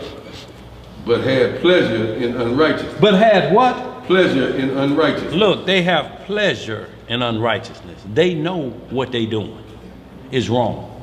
If they thought that they were born that way, they wouldn't point out another sin. Well, married people cheat on each other. So should that legalize 2 women get married and 2 men get married because man and woman is tripping? Should that change the order because they do? Well, next is bestiality. Well, they don't be committed to their spouse. That's why I got this horse. Oh. Not a horse. No. They actually got, what is it called? That brothel in Ohio, or brothel. Bestiality brothel, where you can go through sheep, goat, gorilla, whatever you want. Pay your money and go behind them curtains and come out and they buckling their pants and smile. It's going to become legal. And then we're going to know we full-fledged into Sodom and Gomorrah. Y'all, they've been showing us all along, Ellie Mae always had a monkey with her.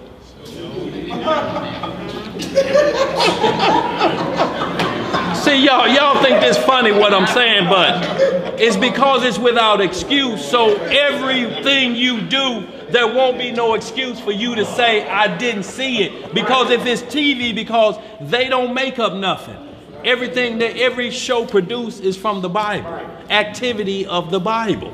They just don't look and say, oh, we great minds together. We want to come up with this situation where, okay, a man puts on a dress. He's going to be really funny like that. This Deuteronomy 22. A man should not wear that pertaining to women.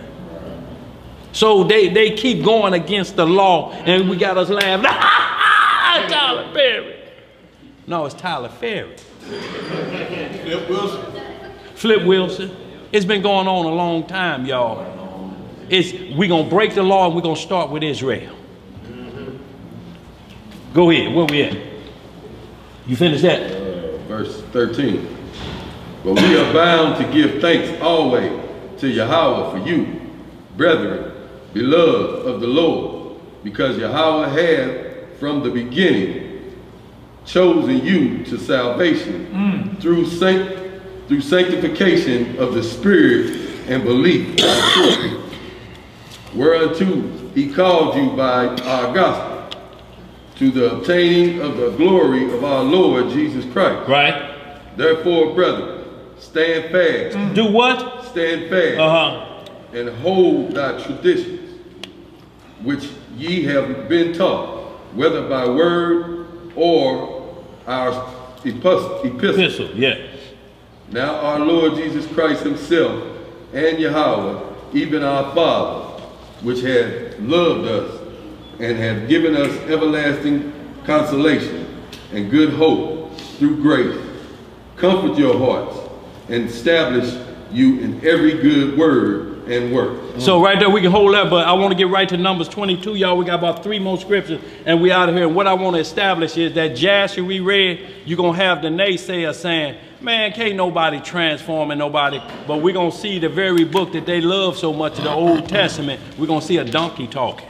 So we're going to let them explain how that's happening. Numbers 22, and we're getting into Balaam, who was the most wickedest, one of the prophets that throughout history, he's keep being named. It said he was a super warlock. If you will, man, give me that Jasher 61, verse 7. It's like you click on it, it'll like go back up to the top. I think if you go back, it'll just list all the chapters.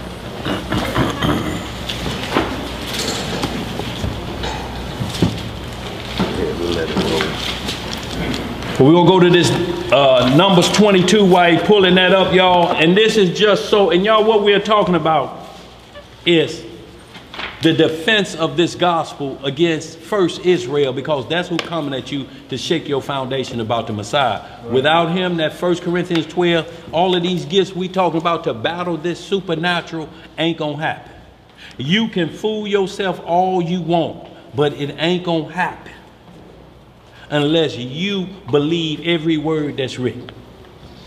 It's self-explanatory, Everybody that says got a fault in it, they're going to bring in something else and say, well, that shouldn't have been in there. Maybe the Romans put that in there. Or that shouldn't be right there. This happened right there.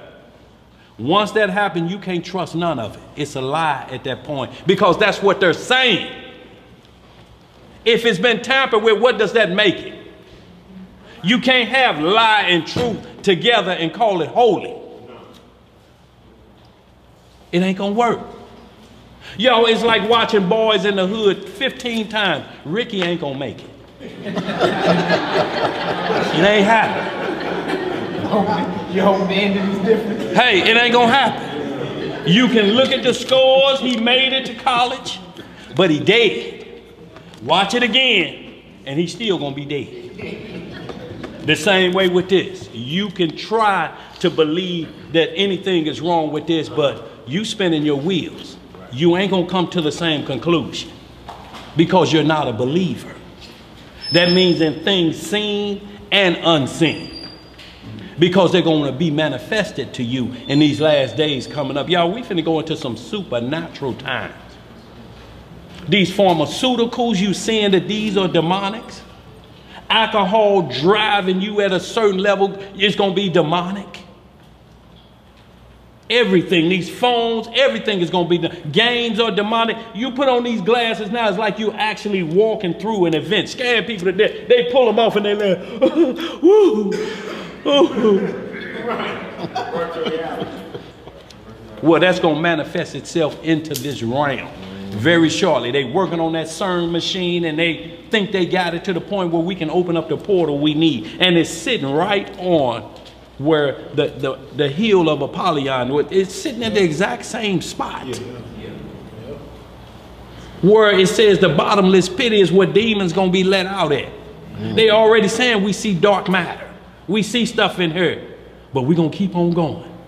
We're going to keep on going, because we don't want that kingdom that's promised to come. We don't want to be servants to you niggas. Not forever. Now y'all talking a weekend or something, like we let y'all march through Selma, but y'all talking about forever? March through Selma? Look, this the same thing Esau was so bitter about when he had but desire for woman, and it say he hated his blessing because of the blessing that Jacob had. Forever blessing. I got to serve him forever. Yes, you do. I can't reverse it. It won't be reversed. It was never meant to be reversed. Where we at? Read the book of Numbers, chapter 22. Yes, sir. Let's start about right where Balaam is at. Let me get right there. You're talking about right where the donkey speak. No, we want to go right where them friends came. Verse 10.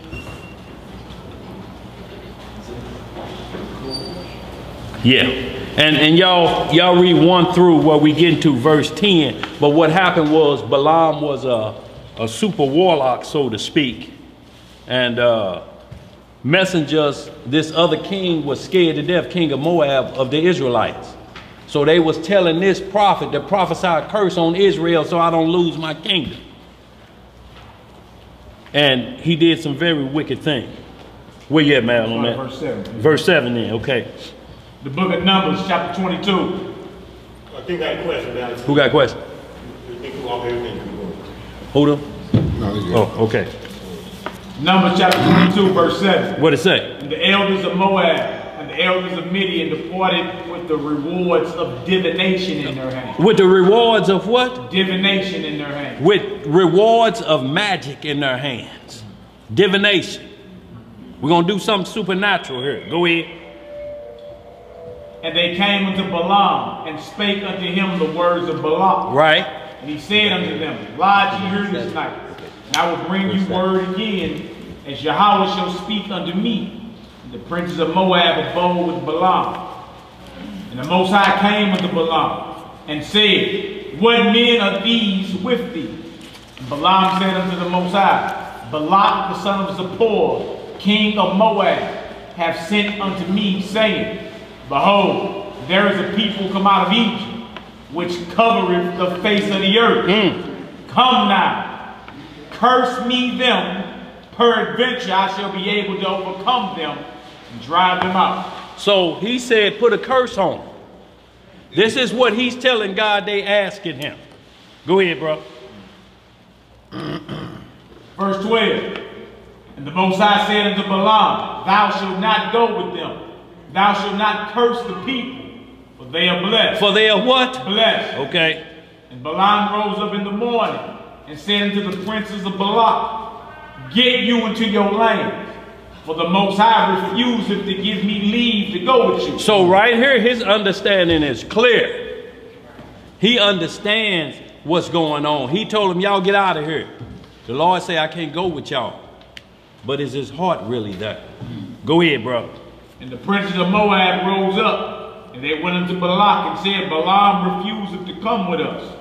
And Balak sent yet again princes, more and more honorable than they. So he's sending the more upper echelons, so to speak. First you send the mayor.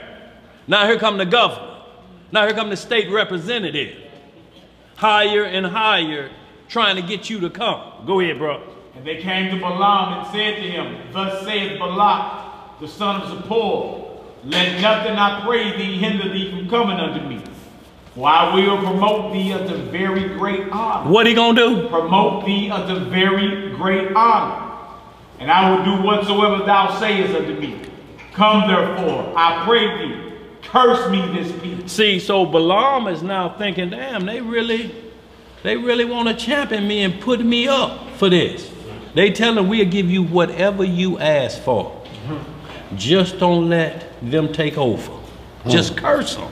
Go ahead, bro. And Balaam answered and said unto the servants of Balak, if Balak would give me his house full of silver and gold, I cannot go beyond the word of the Most High, my God, to do less or more. Now therefore I pray you, tarry ye also here this night, that I may know what the Most High will say unto me more. So right here, he's saying he's fat-mouthing. If you gave me your house, that Cadillac, them gators off your feet, I can't move. But yet he tell them, tarry y'all here this night. Just saying, get out of here. I can't go. But y'all stay here this night. Go ahead, let's read. Yeah, that's what it sounded like. Go ahead, bro. And the Most High came unto Balaam at night and said unto him, if the men come to call thee, rise up and go with them. But yet the word which I shall say unto thee, thou shalt thou do. See, that shalt thou do. So right here, people have a problem with it. They say this is a contradictory. Back over here in this verse, he said, don't go. Right here now, he telling him to go. Well, the Most High knows the heart of Balaam. He wants to go. It's itching his ears so bad. All of the great men, they sending these people. It'd be like you get a knock at the door. The mayor of this city show up. And then finally the orange pervert pull up in the beast vehicle out there. Looking out the window, shaking tic-tac. Hey, you want to ride?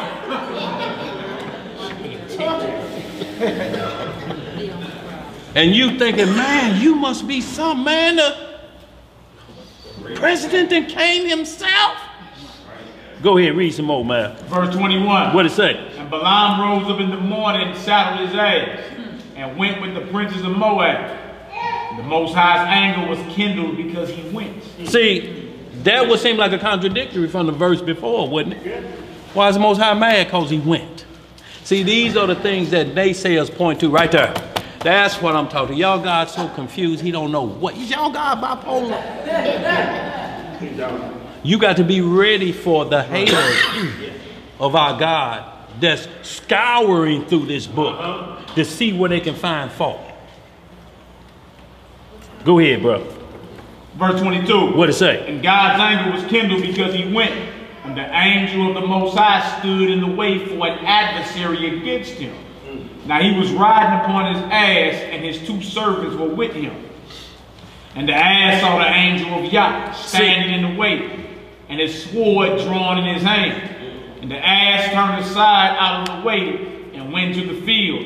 And Balaam smote the ass. So, what you have? What verse? Turn her into the way. I'm at the top of 24. Okay. Verse 24. But the angel of Yah stood in the path of the vineyards, a wall being on this side and a wall on that side. So I'm gonna hold you right here, man, but I want you to keep reading. But we see here again, that beast see supernatural things. The beast saw that angel standing there, but Balaam didn't see him. You know, so in like manner, you hear your dog start growling for no reason, and he's looking this way, and ain't nothing there but a wall. Start getting some prayers on. Lord, send your holy angels to defend whatever this is in here. Satan, if it's you, D-E-D-A-D-O. Dare the dough.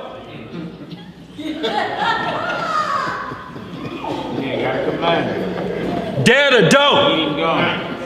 And continue watching what you're watching. Good boy. But this ain't nothing we saying that ain't happening. We see it every day. You see a dog barking and growling for no reason at what? You'll start beating on, shut up, I tell you to shut up, I'm trying to watch Empire. Go in your cage, go in your cage. Where we at, boy?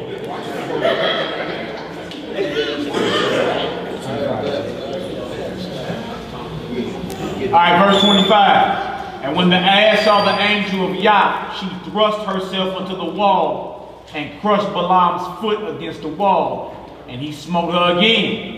Now he beating this donkey to death almost now. Cause he want to get there where everybody want to see him. Go ahead, bro. And the angel of Yahweh went further and stood in a narrow place, where was no way to turn either to the right hand or to the left. And when the ass saw the angel of Yah, she fell down under Balaam, and Balaam's anger was kindled, and he smote the ass with a staff. Now he gonna beat this thing to death. Because it's trying to save its life. Save his life, so to speak. He see the death angel, he turning every way. He even crushed his foot and he still ain't getting the message. Like where you get a blowout, you get the tire change, then you run out of gas, and you steady heading to wickedness, just drive. I'm gonna get there, I'm gonna get there. I'm almost there. And then here she calling in that jam, come on the radio, I'm on the way, yeah. I'm on the way. To wickedness. Go ahead, bro. That's great. 28. And the Most High opened the mouth of the ass, and she said unto Balaam, what have I done unto thee that thou hast smitten me these 3 times? So, is this an animal talking? So how would they point at Jash and say, oh man, all that stuff in there that's happening? Numbers 22 right here, this is a donkey talking. Language, English language. And we're gonna hit some 2 Peter 15. Hold that, matter of fact. Get to 2 Peter 2:15, just so we can make sure that it was the language at the time that this donkey was talking. So y'all, because now you'll hear Sunday doctrine all the time. He can make a rock if he want to. You know, when you talk to him about speaking in tongues and ain't no interpreter there, well, he can make a rock cry out. He can make a donkey talk. But we're going to see what voice this donkey talking, and did the donkey break ranks? What you got, brother? And we're going to come right back to this Numbers. 2 Peter. The donkey speaking was understood. Verse 15. Different. He understood what the donkey was saying. You don't understand what they were saying? Verse 15. Don't you understand what they be saying up in them churches? Yeah. Talking about they speaking in tongues. Don't nobody even understand what they saying. Balaam knew what that donkey was saying. Start back it up. Right. Yeah, back it up. That's what you read. Start at 10. No, start at 9. Y'all, I just want to get 9 down to 15. It's very important, y'all, because it's very, see, y'all, the Most High know our heart. So you got to be careful when you say, well, the Lord know my heart. Yes, he does. That is desperately wicked. At least you acknowledging that. So are you prepared for the judgment of what he knows about your heart? Meaning your mind, what ticks up in here, what makes you move. Right. When you think of things, when you do your charity. Is it like 1 Corinthians 13 we read about? Is it pure charity? Or is you up for some scheming and scamming to make somebody look at you? Go ahead, bro. Where you at? 2 Peter chapter 2, verse 9. What it say? The Lord knoweth how to deliver the godly out of temptation, and to reserve the unjust until the day of judgment to be punished. See, so even in your dreams, the Lord will get you out of a bad situation in your dreams. You in the wrong bed, something to fall off, you keep your phone up there or something right there fall off clunky in the head. You wake up, it's 3 o'clock in the morning. Huh? If you don't say, the Lord got me out of that situation, but you get mad and you start trying to hurry up and get back in that dream. Want to get back in there. I done been, oh, I was right there. See, he made a way for temptation. The phone will ring. Ring, ring, hello, hello. 00034, what kind of damn number is that? You ain't looking at that escape. But they showed it to us in the Matrix. Every time he got out, he had to get to the phone. Y'all ain't telling us nothing. Why you think the phone always ring and these things are happening? And then it's doing what they call the witches' hours. The hour of the Most High is his night watches, but it's the time that Satan come at you the most. 3 a.m., between 2 and 3 a.m. If you work a night shift, it's when you gonna be the sleepiest.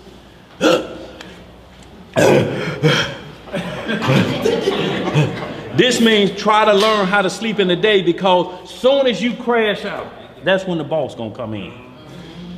Earl, Mama? No, that's where you going, to Mama's basement, cause you out of here. Go ahead, where we at? Verse 10. But chiefly them that walk after the flesh in the lust of uncleanliness, and despise government. Presumptuous are they, self-willed. They are not afraid to speak evil of dignity. Whereas angels, which are greater in power and might, bring not railing accusation against them before the Most High. So it's saying you are worse. Angels won't even do that. It's like Michael, and to back that up in the book of Jude, it said Michael never brought a railing accusation against Satan when he come for the body of Moses. You don't have to get in the dirt with them for the truth to be real. The truth is what it is. You tell them, I rebuke thee, get back. Now you can say that bold as you want, but you don't have to have a bunch of MFs and flat foot and ugly mother this and that to make it work. I rebuke thee. There to go. Get out of here. You're not welcome here. And he'll leave. And he will leave. What you got, Joe? Yeah, one more, I was telling at the motel office, and she was saying that if she kept doing that, he ain't never leave. I said, what God you calling on, the apostle?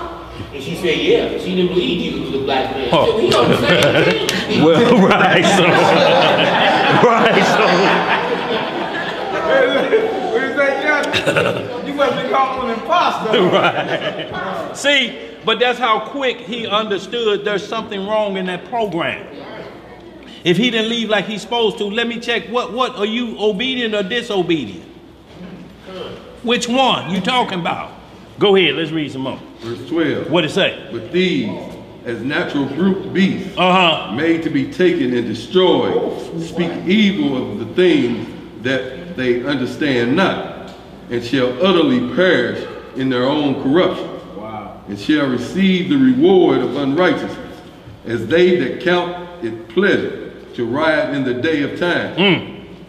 Spots they are, and blemishes, sporting themselves with their own deceivings, while they feast on you. See, feast with you. Feast with you, sporting their own deceivableness. You know you want a piece of this ham. Talking dirty. Whatever they doing, and you're right there while they in your company or feasting with you, or we're talking things, they're proud to say, I'm against that word of God you speaking about. It's like they almost purposely want to see if you get off your game. And you just sitting there looking. I hope you don't choke off that, partner. Or you load, got your head thrown back. You know, you can't chew with your mouth up like this. You ain't a bird. And they'll be thinking, damn. Just give them something right back. Go ahead, bro. Having eyes full of adultery. Having eyes full of what? Adultery. and that cannot cease from sin, beguiling unstable souls. See, that beguiling is there again. Unstable souls. Y'all understand the souls that ain't sure about this walk. That's who they coming after, to beguile you, to trick you. Go ahead. And heart they have exercised with covetous practices, cursed children, which have forsaken the right way, and are gone astray, following the way of Balaam. Following the way of who? Balaam, the son of Bozor, who loved the wages of unrighteousness. What did he love? The wages of unrighteousness. So we see they knew how to come at it. What you want, Balaam? What you want? We got it for you. We know you'll work magic for pay. We know you. Go ahead, bro, read some more. But was rebuked for his iniquity, the dumb ass speaking with a man's voice. What kind of voice he speak with? With a man's voice. Forbade the madness of the prophet. So right here we see that he spoke with a man's voice, so he kept the order even under that. So even when you have like women that want to be teachers of the word of the Most High in front of the congregation. Not saying women can't teach, but they can't teach a congregation setting. It ain't never been written nowhere in here, but they'll use the term, well, he made that donkey even talk. Why we can't talk? Well, what did the donkey talk with? What kind of voice? Voice of a man. Go ahead, what we reading, bro? Right, well, she can't do it, it's made up. It's made up. She can make it as deep as she want it to be. But that's just always going to be in front of people, and she's going to be hoarse when she get home. Just like any gay person, that ain't no voice they learn. That's a made up voice that come with that spirit. You don't even hear women sound like that. They don't walk like that. Their neck don't stretch like that because it's a demon in there. Y'all, we're not just labeling that spirit or that sin. What we're talking about is that's the one that's going to let us know what time period we're in. So it's going to hit first. We're not lashing out at that. Only from the situation of it's showing us what time we are in prophecy when this is accepted as an everyday walk. And half the people start believing, well, you know, I believe they could be born like that. You know, anything could happen. Anybody could do. Born like that. Their 23 chromosomes from their mother and the 23 from their father is XX and XY. It's 22 of them from each side of each parent. And there's one that's the same. That's the mitochondrion. But the others are XX or XY. You gonna be one of them. It ain't never been nobody born with triple X or triple Y's. It's XX and XY. What you got, bro? What about these so-called transgenders and homosexuals?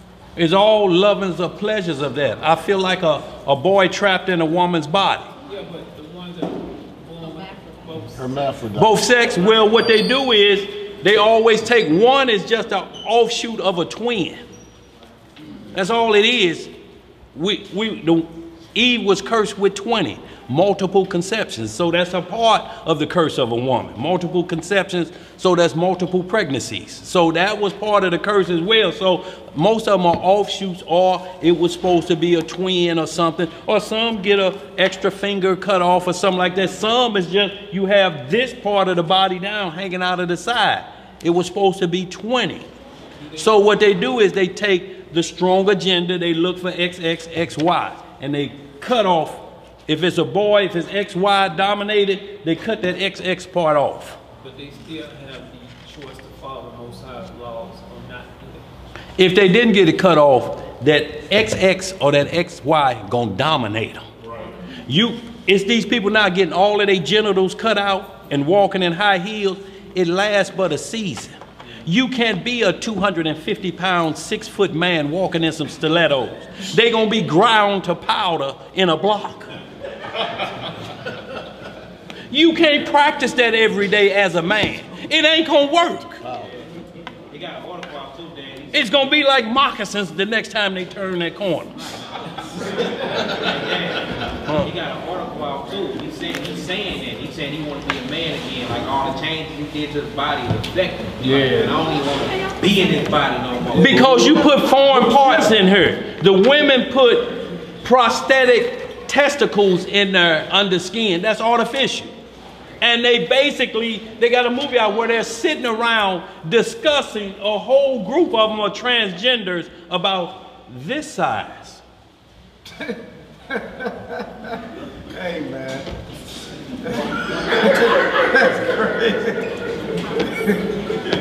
We'll get back to it, y'all. But these movies are out here, y'all, so it's nothing to be born that way. All you have to do is say, run that DNA for me. And we'll see if they're born this way, because it's going to be counterproductive. The body is going to go how it was designed. What happened was most of these are not hermaphrodites. A lot of them are, they're letting the children run the house. It says raise the children. Children are raising them. I don't want to do it. What Will Smith say? Ah, well, you know, my children, Jamie Foxx. Oh, Dad, you're old-fashioned because all her friends was gay. And that made me look. I am old-fashioned. No, you're a lawbreaker like your daughter. You're heading that way. You should have turned around. I got turned around when I was babysitting my little sister. Play with me, house with me. I'm combing that down her. My mama came to work and looked at that. Put that damn down. You're going to be a fan. I throwed it right there. If I see you with that again, I'm going to beat you. And that demon went where he was going, the one that kept saying, comb my hair. He didn't say, keep. No, I want it. I'm going to keep combing his hair.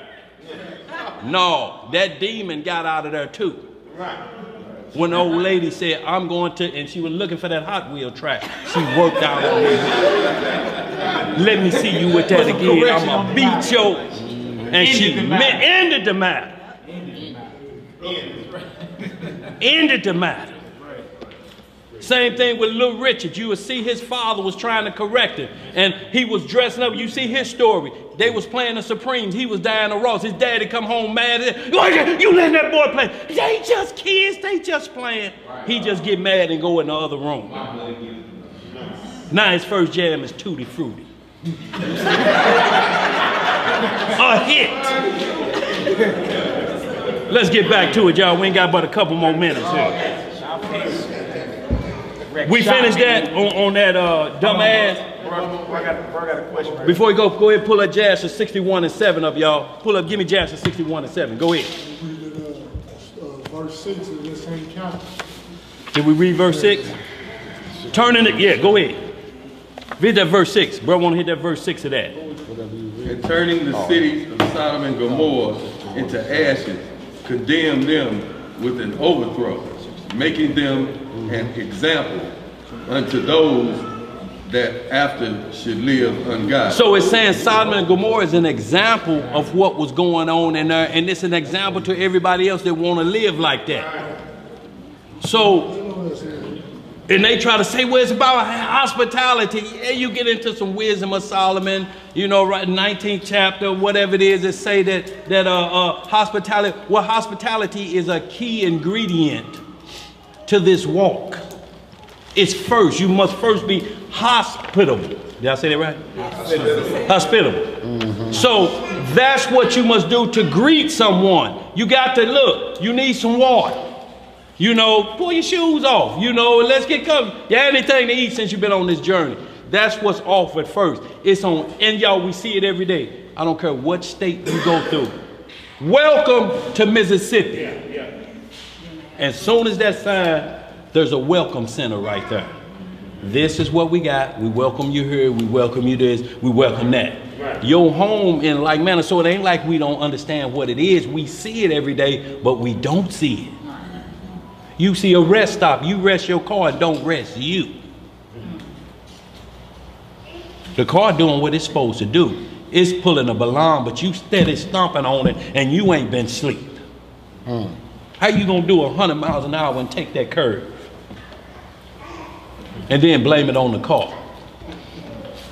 That old car. Where we at?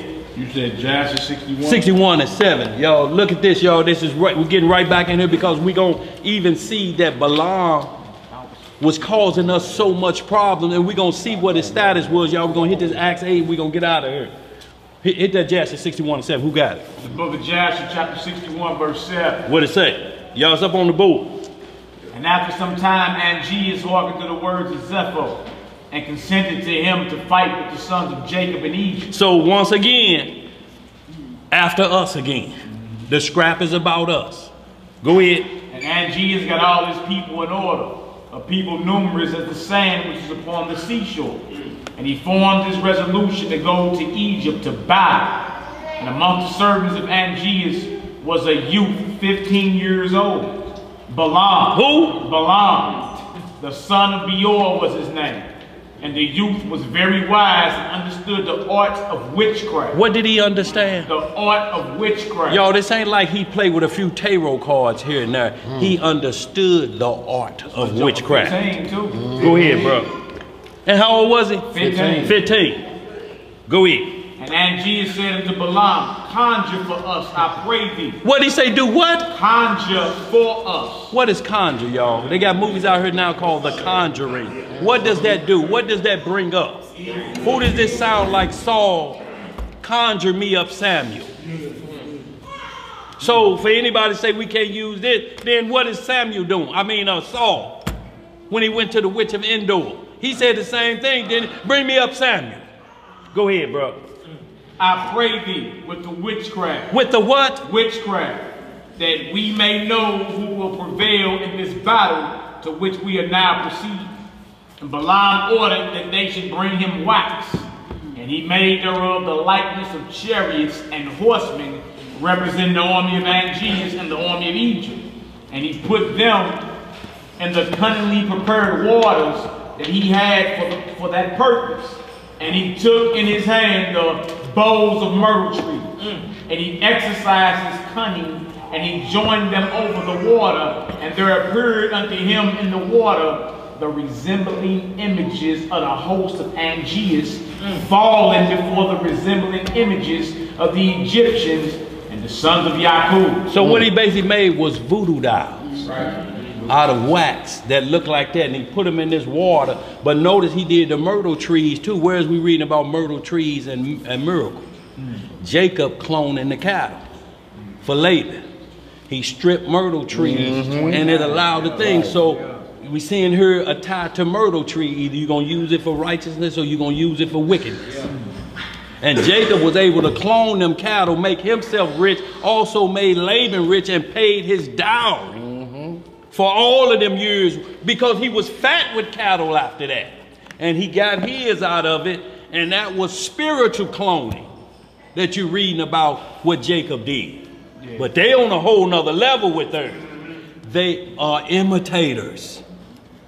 So cloning didn't start with them. It was just for a part. It started on him, but you'll never see men cloning each other or that practice even coming into play no kind of way, because that would be trying to get somebody else to pay for the sins of this one. We'll make another one of you. He'll pay the price for that. He'll be the scapegoat. Nope. Ain't gonna happen. You ain't gonna do it. Jacob did these for these animals so both people prosper. But these animals gonna be killed, eaten, made for clothing, or whatever they supposed to be. But he didn't make no image of Laban. He didn't double up on 3 Labans when he did that. Read a little bit more of this, man. We're going to jump right back. And Balaam told this thing to Angeas, and Angeas despaired and did not arm himself to go down to Egypt to battle. And he remained in his city. And when Zepho, the son of Eliphaz, saw that Angeas despaired of going forth to battle with the Egyptians, Zepho fled from Angeas from Africa, and he went and came unto Kittim. So now, y'all, and we ain't gonna get on this, I'm gonna touch on this and then we're gonna move on, because I got these 2 scriptures. See, a lot of people that's saying Esau is not the Edom or the white man or whatever they are, is running to Jasher, the 90th chapter. They're not, and they're running, and it's all it's talking about is tributary. It's saying when they became part of the nation, like we're part of America, but we're not treated like them, are we? We still a nation within a nation. We just tributary to them. We subject to them. We got to pass through their laws, their taxes, or whatever we do. We got to hit their census. We got to check this box, check that box. But we Israel. That don't make us, we just a nation within a nation. And this is what the 90th chapter of Jasher is talking about. First Esau conquered Chittim right here. Right. Esau was the king of Chittim way before you get to chapter 90. Chittim just gained enough steam and overpowered Esau on the latter end. But this is talking about controlling land masses and groups of people. This ain't talking about Esau changed his identity and now he's Ishmael. But then who is Ishmael? Who was the promise Abraham made to him? You're going to have 12 princesses. If Esau is Ishmael, then what about Ishmael? Who is Ishmael? But we're going to stick with prophecy. We're going to stay at home because we need to see an Arab in charge of the G20. We need to see an Arab in charge of the money. I don't care where you go. You can't bring me no Arab money. Arabs won't even accept Arab money here. Take some Arab money up to the market up there and see what happens. Don't they do this? And then the popos show up. Who got counterfeit money in here? Feds show up. Feds show up. How you got Arab money in here? They called them on you. They won't even accept it. Saddam was in that hole with 700,000, what kind of dollars? And they want to say this. Y'all see, you can read all of the scripture you want, but they're reading landmass scriptures. They're not reading about true Esau and how his blessing is the blessing. Moving through different lands, you get corn and wine, but you're going to be servant to Jacob. Now, how does he get all of that and he's subject to this land? Every place he go, he moved the Gentile out of his spot. Gentiles are the father of the islands, the Eskimos, the Aborigines, the indigenous people. I said that, didn't I? Indigenous. Almost then. But he ran the Hawaiians out of Hawaii. Now who you got there? Jack Law in Hawaii 5-0. Book them down on. He ran the Aborigines out of Australia. And who you got now? Crocodile D. Hey, mate. He run them out of the island of Russia. Them was Eskimos. When nobody else standing that cold like that. When the last time y'all seen an Eskimo? On the island of Alaska. Who run Alaska now? So what we need is Ishmael dominating like this and then set their nest among the stars. Is it a space station up there from the Arabs? Yeah, you rest your case, brother. Okay. All right. Where you at, bro? Yeah. Chittim, yeah. So he's just moving through, and what we're talking about, what these lands were before these British and Suez canals come through and cut them off and make Middle East and different things. He's doing that. The British Isle, Jamaica, who face on Jamaican money? White man. So what we're talking about is we can't get caught up in the madness of that. We got to stick with prophecy because Esau is going to pass the torch to Jacob. Is any Arab in position to turn the world over to Israel? No. What Arab in the position of that? What other man other than a white man is in position of that? Look, they don't even have nuclear weapons that they have to sneak and test them. They on lock. If we find out you got any plutonium, we coming for you. We coming for you. And they destroyed that with the Shah of Iran they set up to run through there and got control of the Middle East. That's why they got control of the Arabs. They bowed to them because they needed a base in the Middle East to put their soldiers there. That's why, what's the boy, Bin Laden left them because they let them put that base out there. They like, if you do it, we ain't gonna never get them out. They coming with capitalism, Western doctrine. And the beast that had the wound and was healed wasn't no Arabs. It was the Roman Empire. So we need to look at all of these things before we just jump off the bandwagon because there's a host of new YouTube videos popping up. What does prophecy say? Because if you go by that, then who's in the land now, who's returned, then they Israel. If you use that, you got to use the same way. Then you can't have land prophecy and they in the land now and was put back there through the Balfour Declaration. And then they tell other people you can come back, white people, and we'll accept you here. They are setting themselves up at the great impossible. If you use that scripture form over there, you got to use it for over here. We stick with prophecy. And the prophecies say somebody's going to hand the torch back to Israel, and ain't no Arab in position for that. They on sanctions. All of them on sanctions. Can you imagine a carton of eggs is $75? You don't get no penicillin. You get aspirin. You think about that, your back hurting and you reach for some Aleve, the strongest thing you can get without a prescription. You try that with some bare aspirin and probably giving them children aspirin. Where we at? What you got, bro? We got to move on. We finna get out of here. Go ahead. Yeah, they doing it against the Most High though. What? Well, everything they doing it against the Most High. Absolutely, but in his business, because I'm trying. He already said the prophecy, so what they doing it against him. Is he gonna do what he said he gonna do? He gonna do what he said to do. He was gonna do, y'all. And this is what we're talking about. Don't get caught up in them. That's the new thing, but that's all designed by Esau to make you look at somebody else. Because the bottom line is, then who is he? Look at and look, whoever Esau is, that's a hot potato topic. Nobody's claiming it. Nobody, the judgment that's coming to Esau. So you got everybody hot potato. I ain't Esau. Right. You know the judgment that's coming. So then you got folks that saying, well, Esau already been destroyed off the planet. That's another doctrine.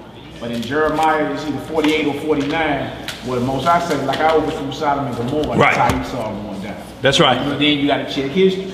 Feel me? What nation been eradicated off the planet like Sodom and Gomorrah since then? Since then? None. None of them. None. So that means he's still on this earth and them prophecies still apply. So how you identify him is through the prophecy. No matter if they playing hot potato or not. You understand? The prophecies are the telltale signs of who he is. That's right. Who do you think you're playing with though? And with that you talk about is how most folks go off landmass today. Like you look at the old biblical map of Shem, Ham, and Japheth, you see Japheth cover majority Asia and a little bit of Europe. And folks getting their minds were white man. Because he's there now. Yeah, because they looking at landmass. You feel me? Well, if that's the case, like he's saying, well, you need to be, if you're going off landmass, then you Negroes are Gentiles. The Disraelis are the Israelites who took the land. Right. Alright, so we have to go off prophecy when we're dealing with end time, you know what I'm saying, what's going on with the Most High and all that. When you put the prophecy to it, mountain dweller was blessed with the sword. Right. The best weapons.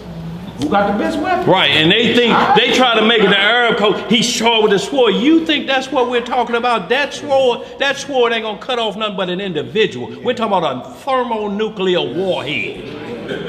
Blessed with the resource. He wouldn't promise any land, but the Most High gave him all the resources, and he got the weapons to take to it. Who owned the diamonds in Africa?